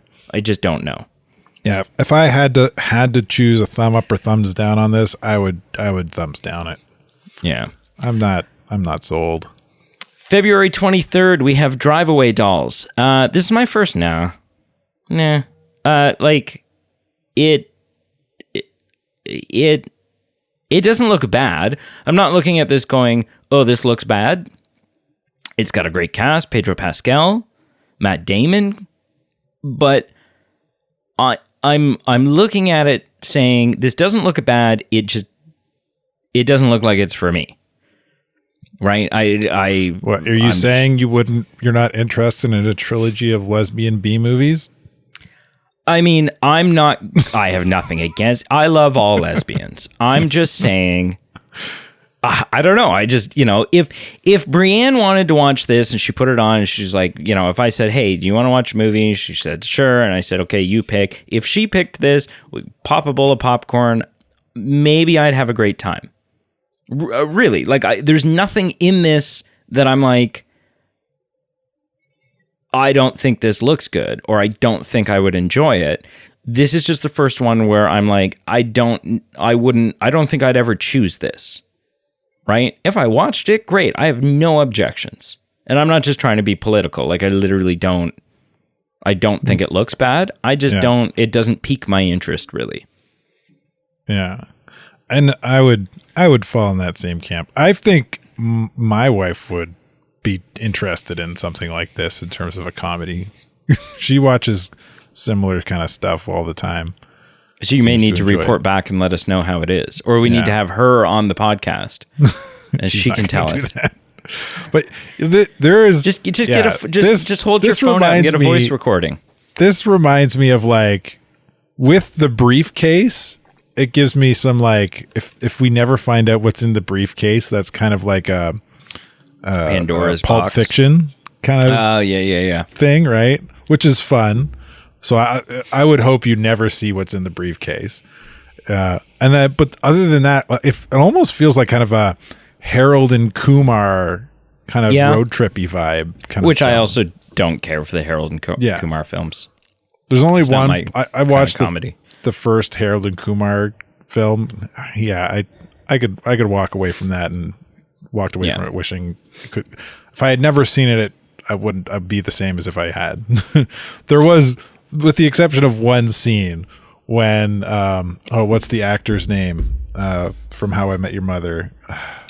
Neil Patrick Harris. He's great. Harris. He's hilarious in it. When he's like peeing on the bush and he's like, dude, I'm peeing on this bush. He's like, what? This is your bush? You own this bush? Yeah. It's funny. That's the only scene from that film that won me over. Next up on March 1st, we have Dune Part 2. Now, I've been very public that I did not enjoy Dune Part 1 for two reasons. One is I don't understand what was going on, and that's on me, and I need to rewatch it. And I've said I'm going to rewatch it. Intergalactic geopolitical politics. And I know that Pete and I are going to end up reviewing this one. I know that maybe Marshall will hop on and join us for it. I don't know. So I'm going to rewatch the first Dune going into part 2. Absolutely. I feel so like I didn't, you kind of have to. You have so to. Much happens. I didn't like that I didn't understand it, and I also didn't like that it turns out that Zendaya was in the trailer but not in the movie. Right? Like she shows up at the last, but she was like half the marketing for that film. Understandably so. You have Zendaya in your movie, kind of, sort of, not really. You market the hell out of the fact that you have Zendaya in your film. I'm excited because listen, I don't understand what's happening because I don't really know what happened in the first one. Because I guess I'm dumb or something. But the trailers for the second one do look good. And you have the addition of Christopher Walken in there as the Emperor. Florence Pugh, who I absolutely adore. And Zendaya, who I'm crazy about. I think Zendaya can do no wrong. Everything I've seen Zendaya in, I think she crushes it. So I am actually excited for Dune Part 2. I just need to do a little bit of homework and get caught up with the first one. But this one's a yes for me. Yeah, same here. I watched the first one. I enjoyed it. I feel like I understood what was happening. I'm sure I missed some things. Yeah, but for sure. I think I got the general gist of people's motives. And I will say about the first one, and this one looks the same, stunning to look at. Yeah. So I'm looking forward to this. Yeah. Cool. The first one that Carl's, I can just tell you right off the bat, Carl's a no. Nope. Why is it coming out in March and not October is my real query here. On March 8th, there's a film called Imaginary. Same people as Megan and Five Nights at Freddy's. You know, it looks creepy as hell. Yes. You know, there are horror films that are just dark and kind of have that like gray or blue color palette. And it's just like from the moment the film starts, it's supposed to make you feel miserable and like you're not enjoying what you're watching. And, you know, and those don't interest me at all. They really, really, really don't. And then there's ones. You mean kind of like that? The which? The Nuns one? No, I like I love everything in the Conjuring universe. No, I mean things like, it was a big thing back in the early 2000s where it was like, oh, this whole film is actually just gray and green because of the filters that they've put on it. Or like even the scenes that weren't scary scenes and they're just like human connections and interactions and establishing whatever, like it just felt gray and gross, right? And that doesn't interest me. Then there are films, and it looks like this one where there is a normal color palette. We see bright colors. We see families and green grass and like sunny blue skies, bright, and warm colors. And those right off the bat interest me much more. I haven't seen Five Nights at Freddy's yet. It was the producer of The Invisible Man, which I really like that movie. I think that movie is really well done. And I did really like Megan. Having said that, I mean, I think I'm a 50-50 on this. It's just another Chucky, Annabelle, Megan, It's just another inanimate object. The teddy bear is creepy, right? Like it's been done, and I think there's a possibility that they will inject this with some new flavor, and it will be better than anything we've seen before. And they did a different take on it and stuff like. And maybe this feels like more than just a teddy bear being creepy. Well, yeah, no, for sure. Like I mean, there's a lot more. The spirit, how they portray like the spirits, like it just seems like a symbol of this. I don't know, whatever. But yeah, this is a big no for me. That's a big no for you. I felt so uncomfortable just watching this. Yeah. I'll next Halloween when when Brianna and I are looking for some spooky movies to watch, or when Pete and I are coming up with our Halloween vote options, I may throw it in. I may watch it as we're, sort of hunting for something to watch. But I'm not, I don't need to see it in March. I'm not stoked on it. I'm not, it doesn't do anything for me. Seems like the wrong time of year for it. Well, I mean, yeah. March 22nd, we have Arthur the King. Oh, it's a good dog movie. It's a dog movie. Who doesn't like a good dog movie? I don't like dogs. Because you're an idiot.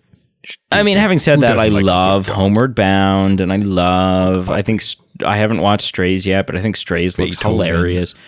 Beethoven, I love those movies. Nothing about this movie interests me, and it honestly, it even has nothing to do with the dogs. I don't know. I watched the trailer and I was like, yeah, okay, cool. It's one of those movies that's going to come out. I'm aware of it. I may see it at some point. I'm definitely not going to see it in the theater. I may never see it. I mean, Simu Liu's in it, which is a great, it's got a good cast. Yeah. It ain't no B film. Mark Wahlberg, but I don't know. Yeah, I don't know. Yeah, this will be something I watch at home, maybe a family movie night. Yeah, maybe just me and Emily. I like it's. Yeah, this looks like a fun, feel-good flick, and who doesn't like a good doggo movie? Who's your good puppy? Yeah, he's such a good puppy. Mm-hmm. So I'll watch it eventually. Then we have a big one. March 29th, we have Ghostbusters Frozen Empire. Yes, 100 times yes. Take my money. Yep. Shut up now. Take my money. Yes. Yeah. We've been over this. It's Ghostbusters. Do we need to go over it again? No. It's a yes. I'm stoked. Yeah. It's I can't freaking wait, and I'm so glad because again, this is another film that you could say wouldn't October be? No, go to hell. March. It's coming in March. We're going to go see it in March. You and me in the theater, asses in seats. March. I'm so stoked. You're a yes? That all sounds good to you? Come on, yeah. Yeah, okay. And then March, also March 29th. Maybe we'll double feature. Batman 2. No, sorry. Mickey 17. Yeah. Sorry, I saw Robert Pattinson and I thought we were not there yet. No. Robert Pattinson, Mark Ruffalo, I watched the trailer. The trailer doesn't really tell you anything. I don't know what this movie's about. Yeah, it's the little blurb in the paragraph here says it's a teaser. It's a clone teaser sent to help colonize a distant world who begins to recall his past lives. Yeah, Chris Evans is in it. Maybe a little sci-fi drama, kind of drama by the sound of it. Yeah, fun cast, intriguing sort of premise. But this is just a teaser where you just see what you see in the teaser. There's a good chance isn't even in the film. They just shot that for the teaser because it's literally just him kind of laying there and it zooms in and rotates on him. I have to see a trailer, right? Interesting concept. Yeah, interesting concept, fun looking cast, but I don't know, right? They could take it in a good direction or it could just be a crummy direction. I don't know. Yeah. The director interests me. Piques interest for me. I've seen a number of stuff that he's done. Bong Joon-ho. Yeah. All right. Then we have on April 5th, The First Omen, Which I'm guessing you're a no for. No, there's no trailer, but just by the sound of the title, yeah, no. And I didn't check to see, I mean, depending on when this list came out, is there... Yeah, I mean, there's a trailer out now for it. Yeah, I mean, I'm even a no on this one. It's just, it looks... It's just kind of like a real creepy, nasty, nasty. You know, like I think it's a prequel to the 76 The Omen, which is an iconic horror film I have not seen. But yeah, I mean, Bill Nighy's in it, right? Like it's got some notable names. But whatever. Let's move on to something I'm interested in. Okay, so we'll skip that then. We'll skip that, and we'll skip... Come on, give me some Godzilla! Then we have April 12th, Godzilla X Kong, The New Empire. I am a no. Yes.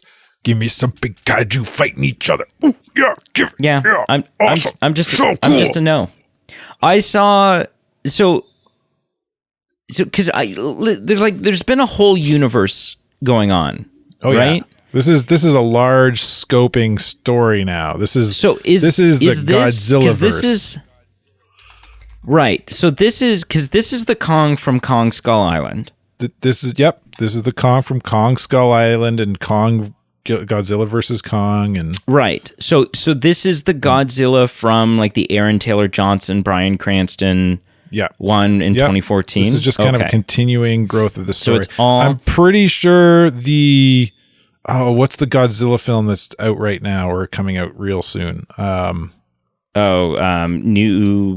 Godzilla New World. No, this Monsters is something. Yeah, there's one that's coming. I'm pretty sure that's kind of like a prequel one. Yeah. Minus Godzilla -1. Yeah. Yeah, which is it's animated, isn't it? No, it's it's a real. It's a live action, and so I'm pretty sure it's the same thing. I think it's just kind of more a prequel-ish to the franchise. My question when watching this trailer, because like I said, I'm a no, and I'm a no for two reasons. One is I've just never really cared about this type of thing. I'm more into like Kong interests me more than Godzilla does. The Godzilla thing doesn't really interest me. I'll tell you how much this film is not for me. I enjoy the Matthew Broderick Godzilla film. I like that with movie. Jack Black? No, you're thinking King Kong. The Godzilla where they like completely changed his look. They made him look more like a T-Rex, a giant T-Rex, and then that's a horrible Godzilla film. They lay all the eggs in Madison Square Garden and stuff like that. I like that movie. That was bad. Has Hank Azaria in it, man. No, it was a bad Godzilla film. So that's how much the Godzilla universe is not for me. Apparently. Kong interests me, but here's the thing. You want to know why that Godzilla film is bad? Because they neutered Godzilla. They made him half as cool and powerful and unstoppable as he should be. Right. Yeah, it's fine, but that's not what we're... Okay, great. Anyway, going on. But here's the thing. I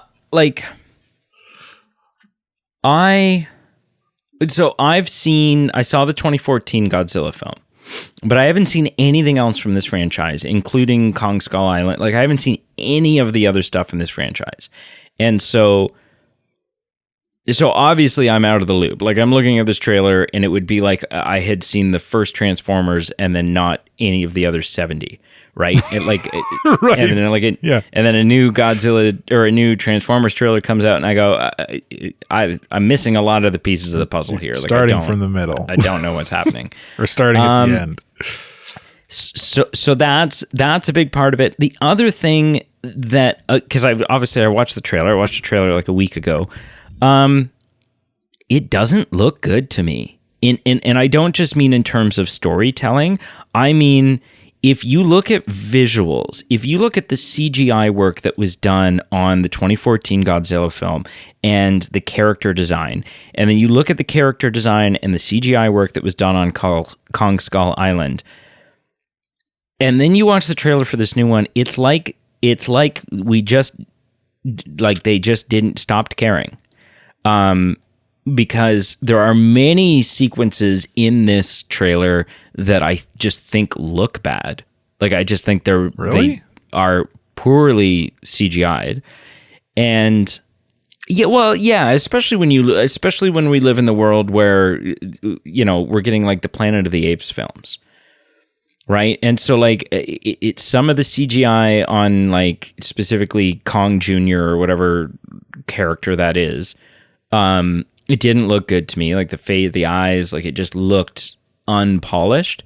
And then the other thing is like, there is, I'm looking at a comparison right now. They've done they've taken some liberties even within this own franchise and played around with some of the character design for Godzilla. Like he doesn't look the same way he did in 2014. Some kind of evolution that's happened between the last time we've seen him and this point in time. But my big thing is that, what I think made that 2014 Godzilla movie pretty good is that it felt very grounded. It felt pretty real world and like, oh my, and so that was a fun fantasy to lose yourself in because you're like, oh, we're just living in the world. This is the world I live in. And we have discovered that hiding out at the bottom of the ocean is this massive prehistoric radioactive dinosaur thing. Okay, hang on. I think we've got a disconnect here. Okay. You keep talking about the 2014 Godzilla, right? Like whenever you're talking about the Godzilla you liked, it's the 2014 one? No. I'm saying I do like that old one that nobody else likes from like 95 or whenever that came out. Right. Okay. But I'm talking about, because I have seen, what I'm saying is the only one in this franchise, in this continuity that I've seen is the first one, is the 2014 Aaron Taylor Johnson, Bryan Cranston. The one that kind of kicked off this universe. And kicked it all off. And that felt grounded to me. It felt like the world that I live in, blah, blah, blah. Yeah. And look, I understand. And then I saw trailers for, I do want to see Kong Skull Island. He's a lot bigger than the Peter Jackson Kong.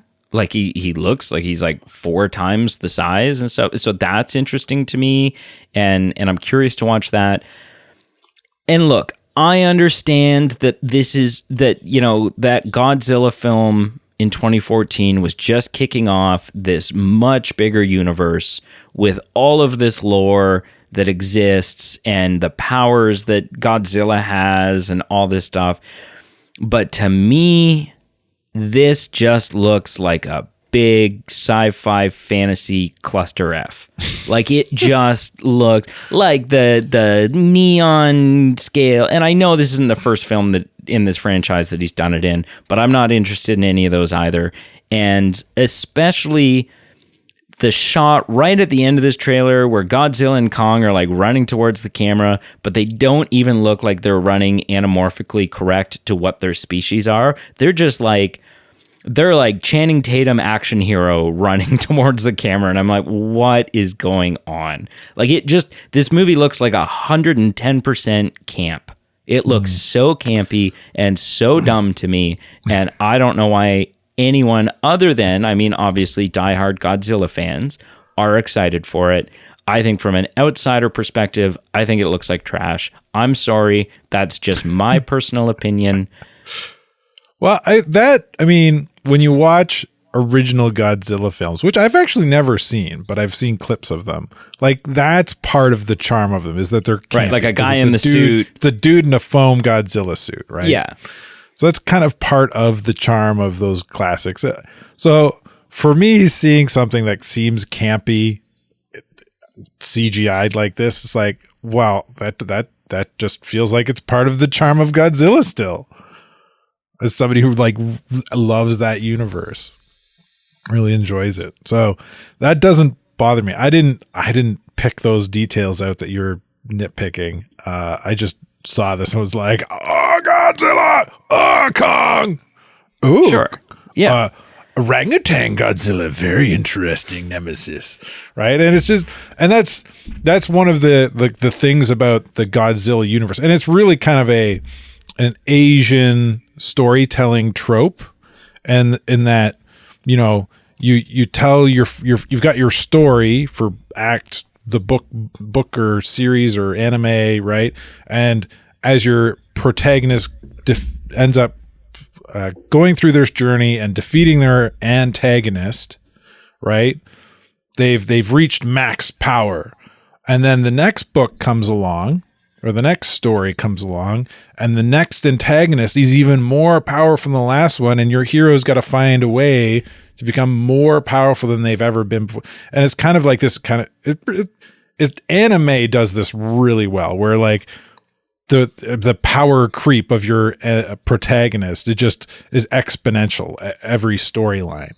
So, and that's really what's happened with Godzilla here, right? To keep the story interesting, he can't keep fighting the same monsters on the same power level because he's the king of monsters. Who's going to touch him, right? So you end up having him fight a 6-headed monster from space, right? King Gohidra. I'm going to mess it up, but right. And then he ends up having to fight a mecha version of himself. And then he ends up having to fight Kong. And then he ends up having to team up with Kong. So it's just kind of that kind of power creep that Anyways, it unfortunately falls into, but I love anyway. That's all this is, just not for me, but cool. All right. Rebel Moon Part 2. On April 19th is a Netflix thing. Yeah. I've not seen Rebel Moon Part 1. Well, so you'd be forgiven. It's not out yet. Oh, okay. I'm pretty sure it doesn't release until the 20-something. Of December. Release date 15th. Oh, so like a couple days. Oh, okay. So they're just like, so they obviously shot these back to back and they're just, you know. Splitting them up. It's Zack Snyder. Okay. I mean, it looks well shot. It looks, you know, not for me. It doesn't interest me. The first one doesn't interest me. So it's, it looks cool. There's some cool monsters in it and stuff like that. I may end up watching it eventually at some point, but it's a cool looking counting down the days. Opera. Like, I'd be really interested. I'm really interested to see what this story's about. Okay. Yeah. So for me, this is definitely going to be something I watch sooner than later when it releases in a couple days. Then on April 26th, we have Challengers, a tennis movie. Yeah, which tennis is important right now, apparently. And you would think, right? Like, tennis movie, blah blah blah. And I would say, no, you know, I don't know. And that would be my answer, except Zendaya. Zendaya. And so, you know what? I'm not going to go see it in the theaters. But if this drops on Netflix or wherever it ends up becoming available to watch, I'll probably definitely check it out. I like this kind of like real life story type of, and I don't know if this is. I don't know if this is based off... it doesn't say that it is, but it looks good to me. It looks good. It looks like an interesting kind of character study. And so, I'm excited. I'm there for it. This is a yes for me. Yeah. I don't know if I'm going to be interested in this. Sports movies usually aren't top of my list. But Zendaya. I know Zendaya. I finally have been like, but watching this trailer, I was finally like, oh, that's where that meme thing's been coming from, because there's like a scene in this where she's quote unquote with two guys for the night. And there's been like a few memes I've seen float around the Facebook and the internets of like Tom Holland being like upset, or whatever about Zendaya being with two other guys at the same time. So I was like, oh, that's where this is from. So That's funny. A revelation in this trailer for me, even though I probably won't watch the movie. April 26th, we have not 26th, May 3rd. May 3rd, we have May 3rd. The Fall Guy. Fall Guy. You and I, we've already kind of briefly talked about this. We saw this trailer together when we went to go see the Marvels. Yeah, you know, I think it looks funny. I think it looks good. But Ryan Gosling. I'm not gonna go see it. Yeah, I'm not crazy. Like you're confusing me for Pete. Like I don't dislike. I don't dislike Still haven't Ryan forgiven Gosling. him for taking him on me. No, I don't dislike Ryan Gosling, but I'm also not like, you know, he doesn't make a project an automatic must for me, right? Like I don't. It's not that type of thing. I think it looks good. I do. I like Emily Blunt. I do like Ryan Gosling. You know, Aaron like Taylor Johnson. Such a fun film. It does look fun. It definitely like I don't know that I would go see it in the theater. It would make a fun, to me, this is like, yes, if it's you and me sitting in one of our living rooms, you know, watching it and laughing and eating Doritos, whatever. But it's not a run out and see it in the theater thing for me. Yeah. I don't know if I'll see it in theater, but I definitely want to see it. Right. Like I definitely want to see this film. Yeah. May 17th, we have If. John Krasinski. We don't have a trailer. We don't have a trailer. But John Krasinski is great, and I like John Krasinski. Emily Blunt, John Krasinski's wife, is in this, and I like that. Ryan Reynolds is in this, which he is one of those. He is what I said Ryan Gosling wasn't. Right? He is okay, now I'm interested. Let's do this. Let's see. So I really don't know much about this. It looks like it might be maybe not a horror, but kind of like a thriller, darker thriller type thing. The one sentence explanation in here is one little girl is able to see imaginary friends and all the other children around her, and perhaps even the adults have forgotten about, and they can see her. Yeah. So this interests me. I don't know. I don't know if this is a comedy. I don't know if it's a horror. I don't know. Like, I really don't know. Right. Yeah. But it's an intriguing premise with an intriguing cast and director. So this one's a yes Ryan for Reynolds me. is in this. Yeah. That's what I said. Yeah. I didn't. Sorry. I said that. Oh my God. I'm in my own head reading the paragraph. Yeah. So this one's a yes for me for now. Including someone named Emily Blunt. Oh, that's funny, the way they worded that. I did hear you say Emily Blunt. I'm just laughing at the way they said she's in it. All right. What are your thoughts on this one? I don't know. Like, it could be like a thriller kind of thing, like A Quiet Place, which I'd be down for. But if it's like our other the imaginary friend film we talked about earlier, then nah, I'm out. Which right. Okay. I think it would do itself a disservice being like the exact same carbon copy of the other one in that case. May 24th, we have Kingdom of the Planet of the Apes. Mm-hmm. I mean, I've already referenced the Planet of the Apes films. We've talked about it. Yeah. Yeah, it looks visually stunning. I'm dubious about how interesting a story they're going to tell. Just considering, you've lost your main character. Yeah. Right. The more Is I this watch going this to be a trailer, the more it post-Endgame seems thing? like the Tim Burton one. Was it Tim Burton? No. Tim Burton did one, yeah. Yeah, it was the Tim Burton ones that they had people dressed up as apes. Yeah. Yeah. Well, I mean, they had that in all of them up until... Well, yeah, but like Tim Burton didn't make the ones back in the, what was it, 70s, 80s? 70s, no. Yeah, 60s, I think. Yeah. Anyway. Yeah, this looks good. Yeah. On May 24th, we have Furiosa, which looks like it's a part of the Mad Max franchise. Yes. Yeah. It's going to be a sequel to Furiosa Road. But just Fury Road. And Fury Road. Oh, yeah, it's just Fury Road. Yeah. But it won't have Mad Max in it by the look of it. No. I have seen bits and pieces of Fury Road. That's the Tom Hardy one, right? Yes. Yeah, I've seen bits and pieces of that one. I've never seen any of the Mel Gibson ones. Oh. And so I don't know. I'm just not a fan of the Mad Max series. Well, I've just never seen them. I could forgive you for not watching the first Mad Max.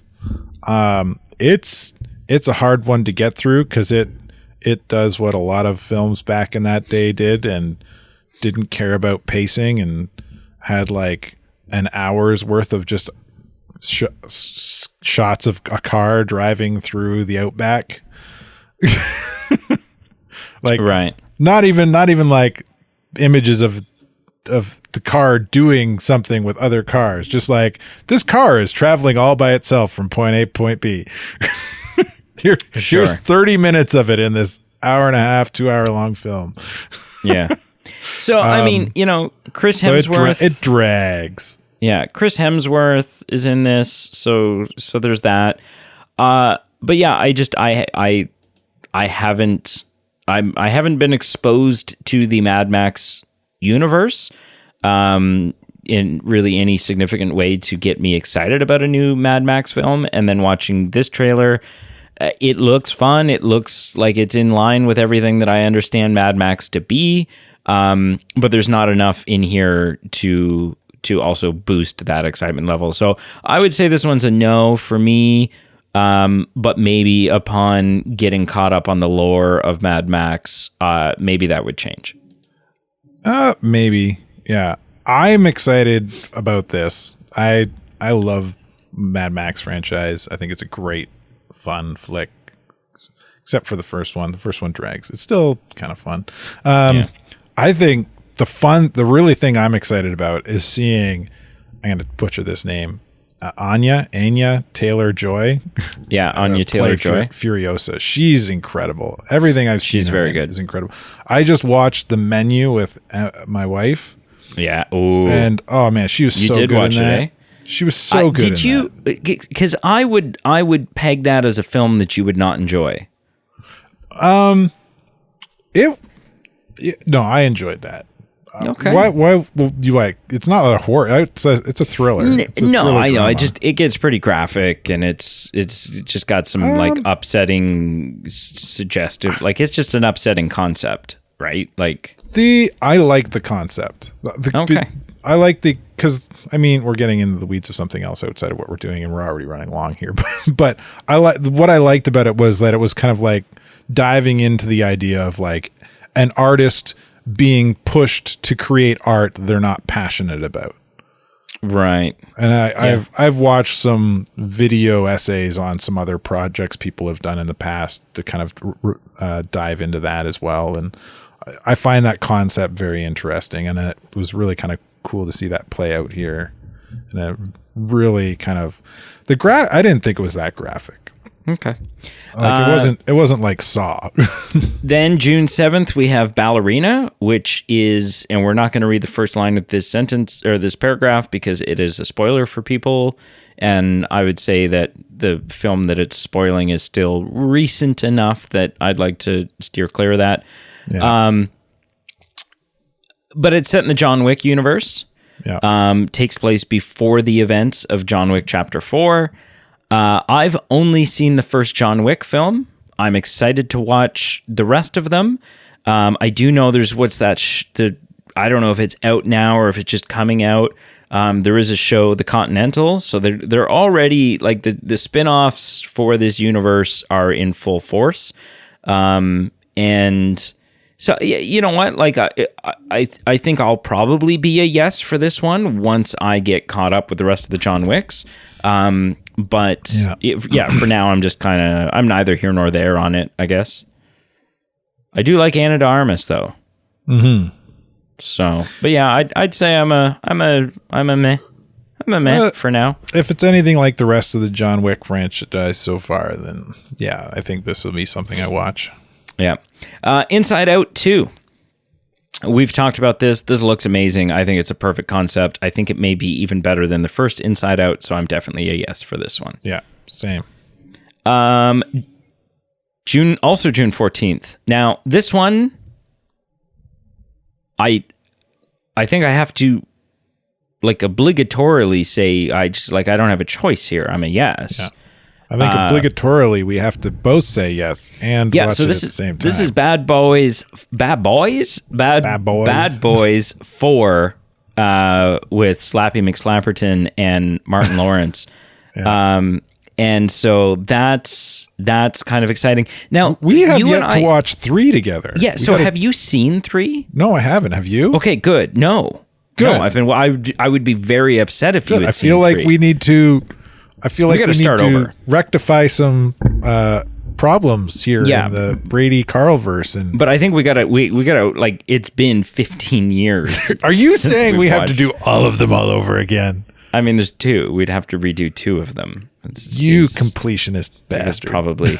But anyways, the Bad Boys films is just like it just holds a dear place in my Carl's heart. Action flick. Yeah, and we watched them, and at the time we realized that we had very similar, like that each one of us kind of aligned with one of the characters, and that the dynamic that they had kind of mimicked our dynamic. And so it's I'm a yes because I kind of have to be. A Quiet Place Day 1 comes out June 28th. I think I'm a no on this. Like I really like the first A Quiet Place. John Krasinski directed it. Emily Blunt's in it. It's amazing. I watched the second one, and I haven't seen the second one yet. And so the whole thing, it's not a spoiler because A Quiet Place came out, like 10 years ago now or something. John Krasinski's character dies at the end. He has to sacrifice himself at the end of the first Quiet Place. And so in order to make the second one still have star power, a lot of it was done in flashback so that John Krasinski could still be there. And that just kind of felt like it cheapened the whole premise. And then this one, A Quiet Place Day 1, I'm not sure that it wouldn't make sense for neither John Krasinski or Emily Blunt to be in it, because it's sort of like, well, how did the aliens arrive and what happened when they arrived? And so maybe that would interest me a little bit more. Has some potential, I think, to be more interesting than A Quiet Place 2, but I still think at this point, I think A Quiet Place was lightning in a bottle, and they're just kind of beating a dead horse now. Yeah, John Krasinski on IMDb is credited as a writer for this still. I don't see either of them as I don't think they're in cast on IMDb, but a Google search of just The Quiet Place Day 1, Emily Blunt is given a cast credit. Yeah, we'll see. We'll see. Yeah. July 19th, we have Twisters. This is a film. I mean, I love Twister, the film. The Bill Paxton, Helen Hunt film. Really, really, really, really, really love that movie. I'm excited for this one. I'm less excited than I was. Glenn Powell's in it, and some other names I don't recognize. Great. Obviously Bill Paxton passed away. He's not in it. There were a lot of rumors when this thing started, and there was a lot of kind of behind the scenes Hollywood stuff where Helen Hunt wanted to do a sequel, but I think she wanted to write it, and the studio said, go to hell, because like, what have you ever written?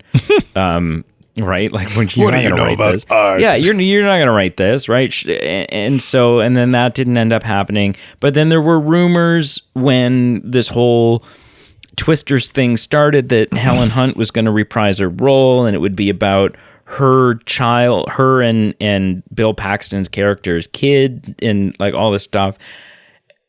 As far as I can tell, Helen Hunt's not in this.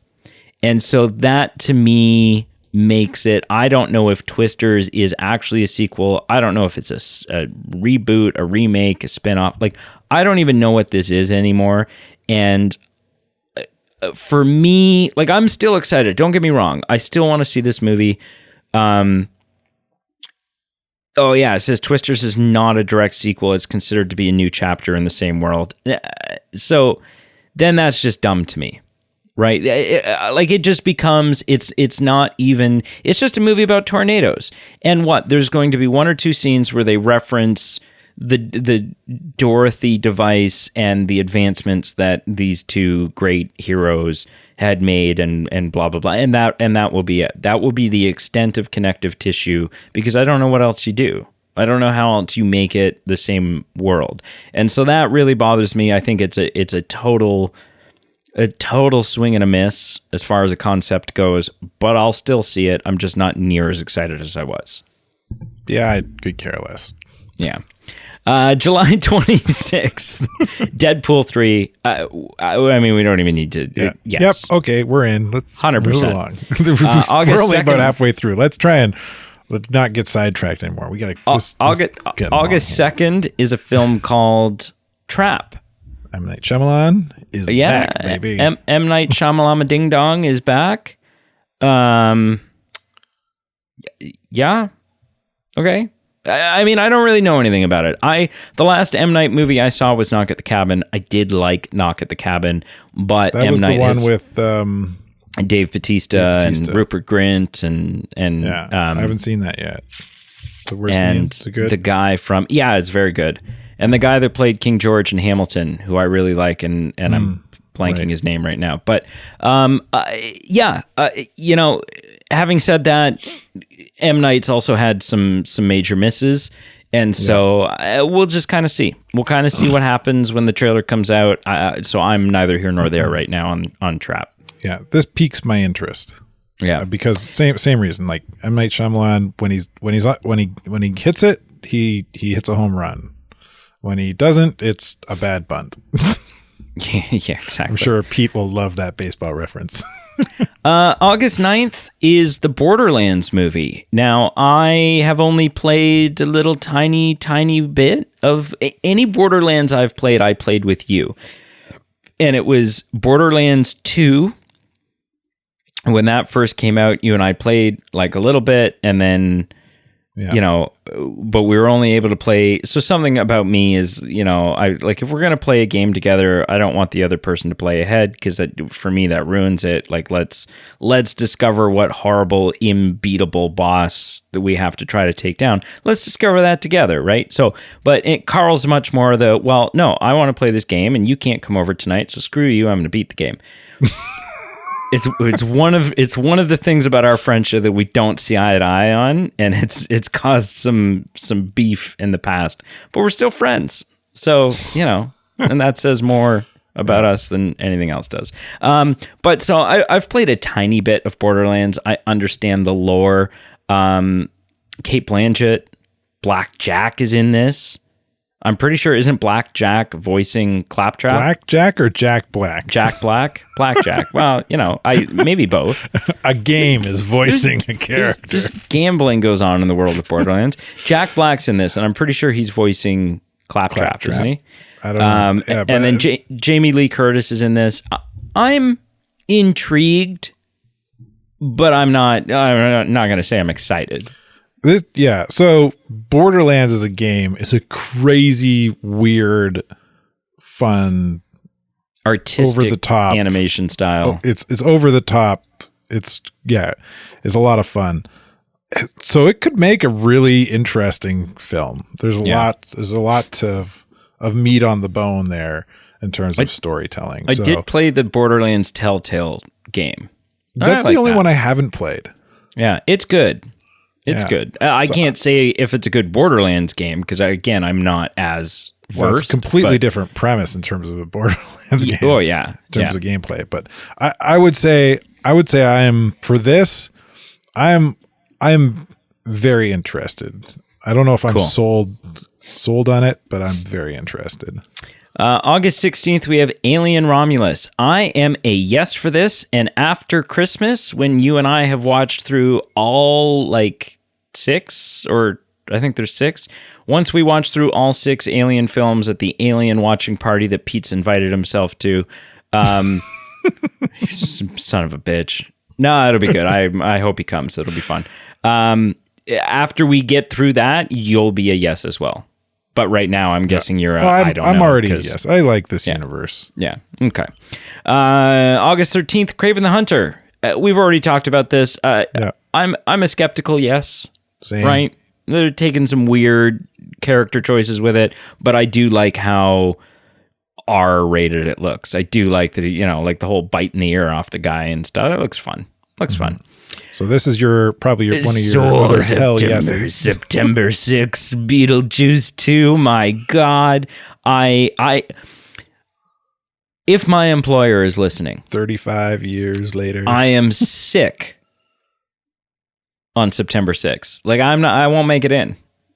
Like I can't be there that day, right? Like I'm going to be sitting in a theater with as many other people as I can convince to come watch Beetlejuice 2 with me. The first showing won't happen till 7:00 p.m., but Brady will be in the parking lot at 7:00 a.m. waiting for the doors to open. With a mirror so I can do my makeup so that I can look like the ghost with the most. We've come for your daughter, So Chuck. you're definitely in on I'm this. so stoked, yeah. I'm not near the level you are, but yeah, I'm a yes for this. Yeah, well, but your ass will still be in a scene on September 6th sitting next to me, so Probably. It doesn't matter. Yeah, I really enjoyed the first one. October and the 2, October 2nd, another unmitigated yes for me. Oh my goodness, here we go. Do you think Joker Pete will sit through this one? Folle adieu. Well, I think he will. I mean, I don't think he wants to, because Joker I remember 1 listening was a traumatizing experience episode. for him. Yeah, he enjoyed it, but he was very not comfortable. Yeah. Yeah. And said, I have no need to ever watch that again. And I don't think he ever has. But this is Pete. I'm letting you know right now, I will take away your calendar editing privileges. If you try to mess with this date, you're going to go watch Joker with Carl and I. You're excited? Yeah. I really enjoyed the first one. Yeah. Smile 2. I haven't seen the first Smile. It's a horror film, so Carl's a no. Yep. I'm also like, I don't know. I haven't seen the first one. Maybe the first one's We're into great. October now, so there's going to be a few October 18th for me. Yeah. Speaking of which, October 25th, Terrifier 3. I have not seen the first 2 Terrifiers. I didn't know that Terrifier was a franchise. So I'm a no. Apparently, it's a must watch for 2024. So you got some catching up to do. I got some time.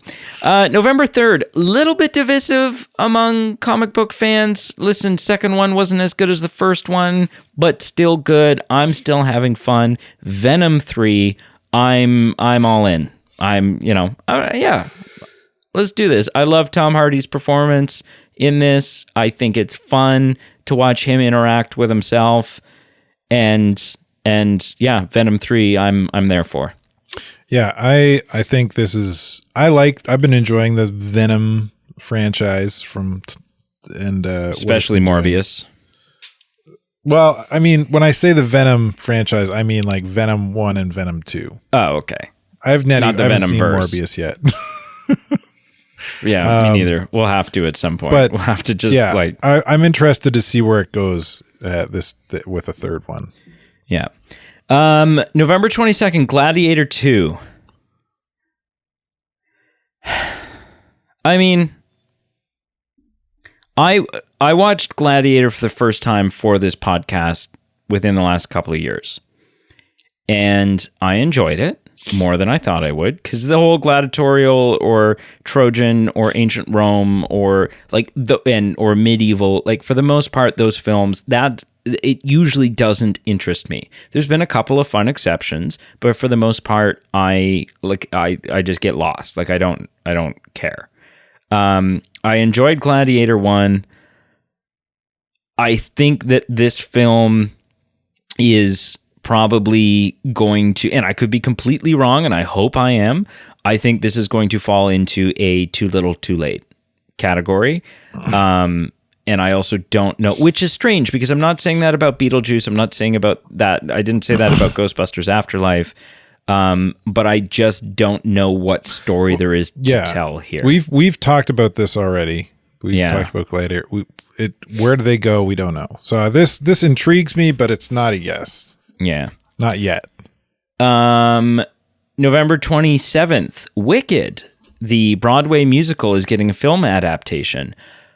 And it's a prequel to The Wizard of Oz. Yes, I know we've already gotten the Oz the Great and Powerful, stuff like that. But Wicked is like a widely widely praised Broadway musical. So there's definitely some source material there that seems to be solid. You've got cast members like Michelle Yeoh, Jeff Goldblum, Jonathan Bailey. So I'm a definite yes for this one. I like musicals.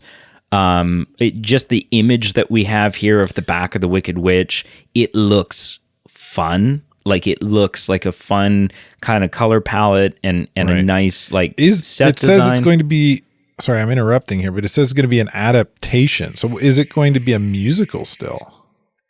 Oh, no, I'm sure it is. It's a movie. They're adapting the Broadway musical into a movie. All right. Right. So yeah, I'm stoked. I'm stoked. I think this will be good. I'm excited for that. December 13th, Lord of the Rings, War of the Rohirrim. I'm pretty sure this is a show. I could be wrong. But I think at least at one point in its development, this was a show. Animated backstory of Helm's Deep.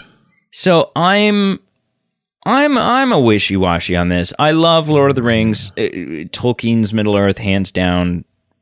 Like that's me. I'm not great with and I haven't been shy about this. I'm not great sometimes with the animated stuff, right? It's depending on the animation style and what they decide to do. Like I don't know if that interests me. I also don't know. Again, Middle-earth, and I understand Middle-earth has got this deep, like the deepest lore, right? Like that has ever existed. Like the lore about Middle-earth is almost deeper than our actual real nonfiction world history, right? Like it's almost a richer, more in-depth, more history. George Lucas, eat your heart out. But the Rohirrim stuff is some of the stuff that I think interests me the least, just personally, right? Like as soon as you get away from like the elves and the hobbits and the Shire and the Ring and Mordor and wizards and stuff like that, this is just a bunch of guys and horses. Yeah, this sounds like this is like the little blurb here. The Rohirrim king, who is forced to shield his people from the might of the Dunderlings, wild men of Dunderlands. So he built a place to make a last. Yeah, it sounds like the men of Middle Earth versus the men of Middle Earth. At which point you're just telling a medieval tale. Yeah. Where's the wizards? Where's the halflings? Where are the elves? Where are the dwarves? Yeah, it's just dudes on horses with the Lord of the Rings name behind it. So I mean, I'll definitely watch it. But I'm they're going to have to stretch to make it feel like Lord of the Rings. Yeah, I'm hoping to be surprised.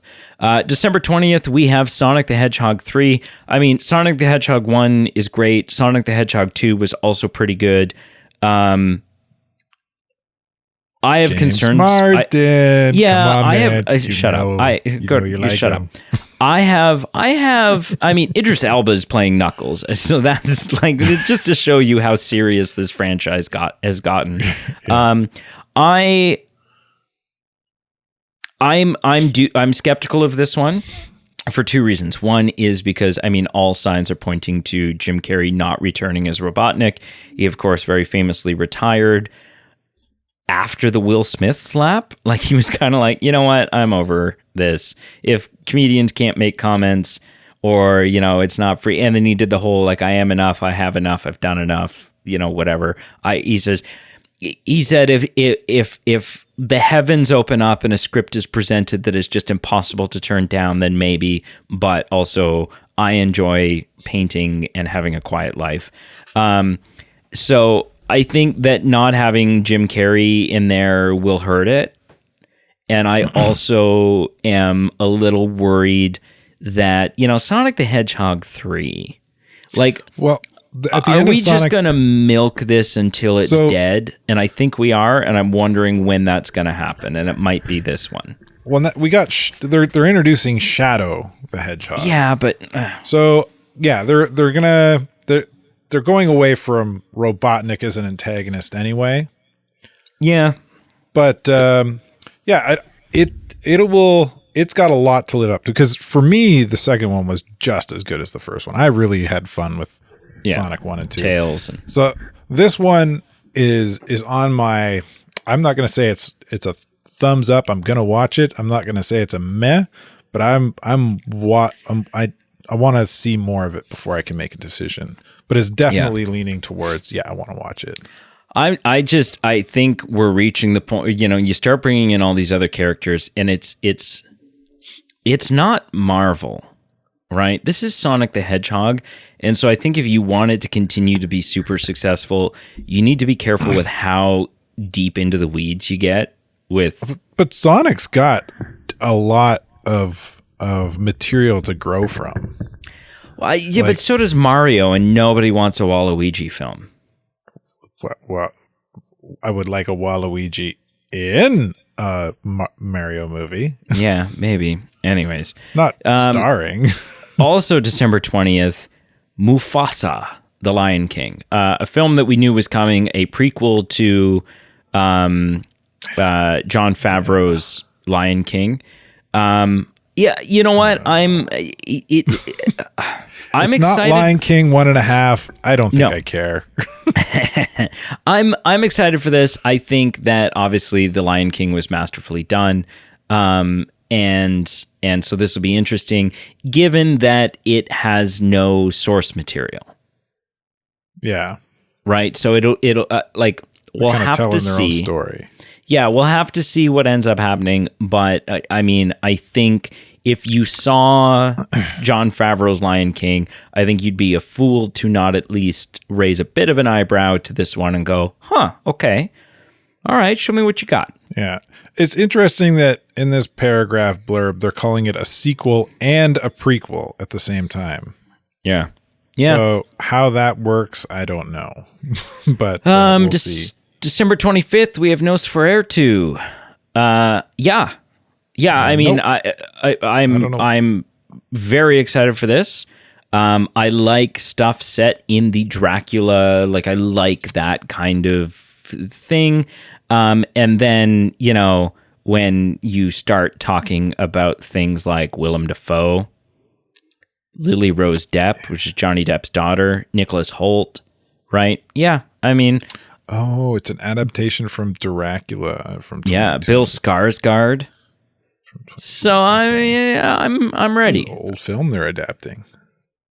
Yeah, so I'm stoked. Okay, I thought this was going to, at first, it's like the picture, and I didn't connect the name immediately to Dracula, but okay, yeah, I'm in on this. Yeah, I like monster flicks. This sounds like a monster flick to me.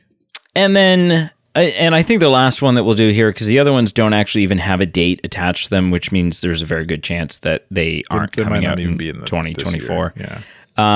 But there's supposedly another Jordan Peele movie coming out on December 25th.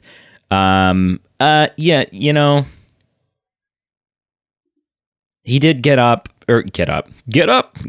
up. He did Get Out, which a lot of people think is really great. I watched, Pete and I reviewed Us for the podcast. Pete liked Us. I thought Us was maybe the most plot hole riddled film ever. And that bothered me. And I know some films you accept it and suspend your disbelief, but I'm like, nah, well, if you're going to build sort of this complex world, you got to follow through with it and make things make sense for people.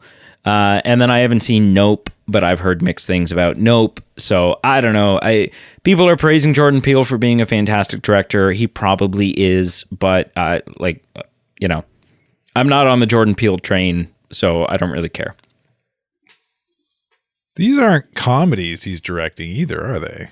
No, they're all dark films.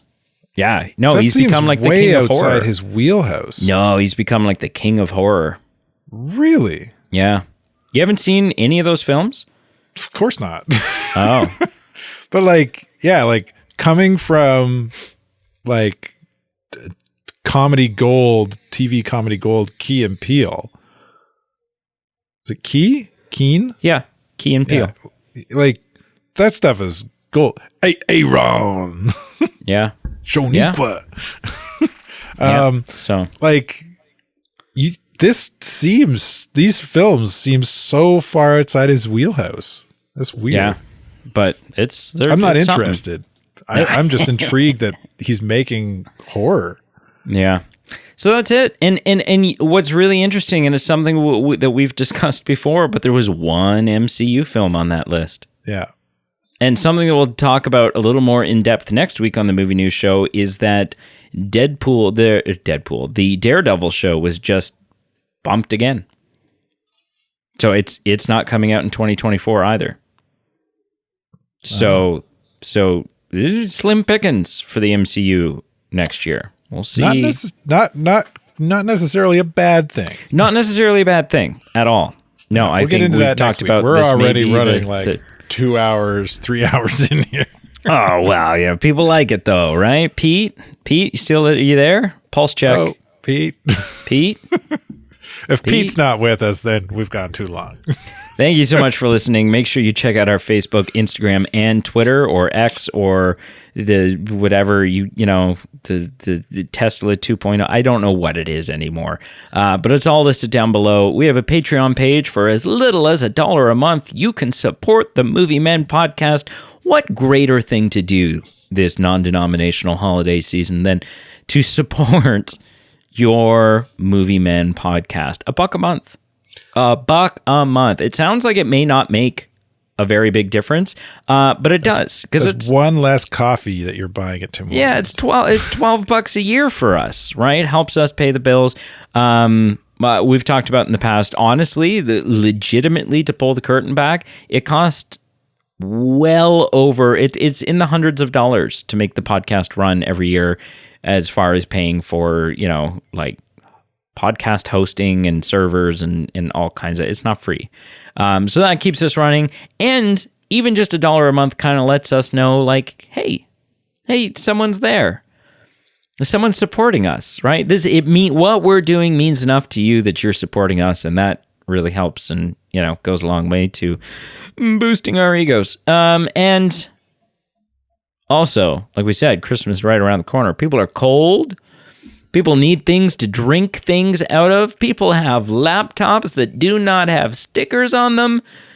And for all heads without hats or heads books. Without hats.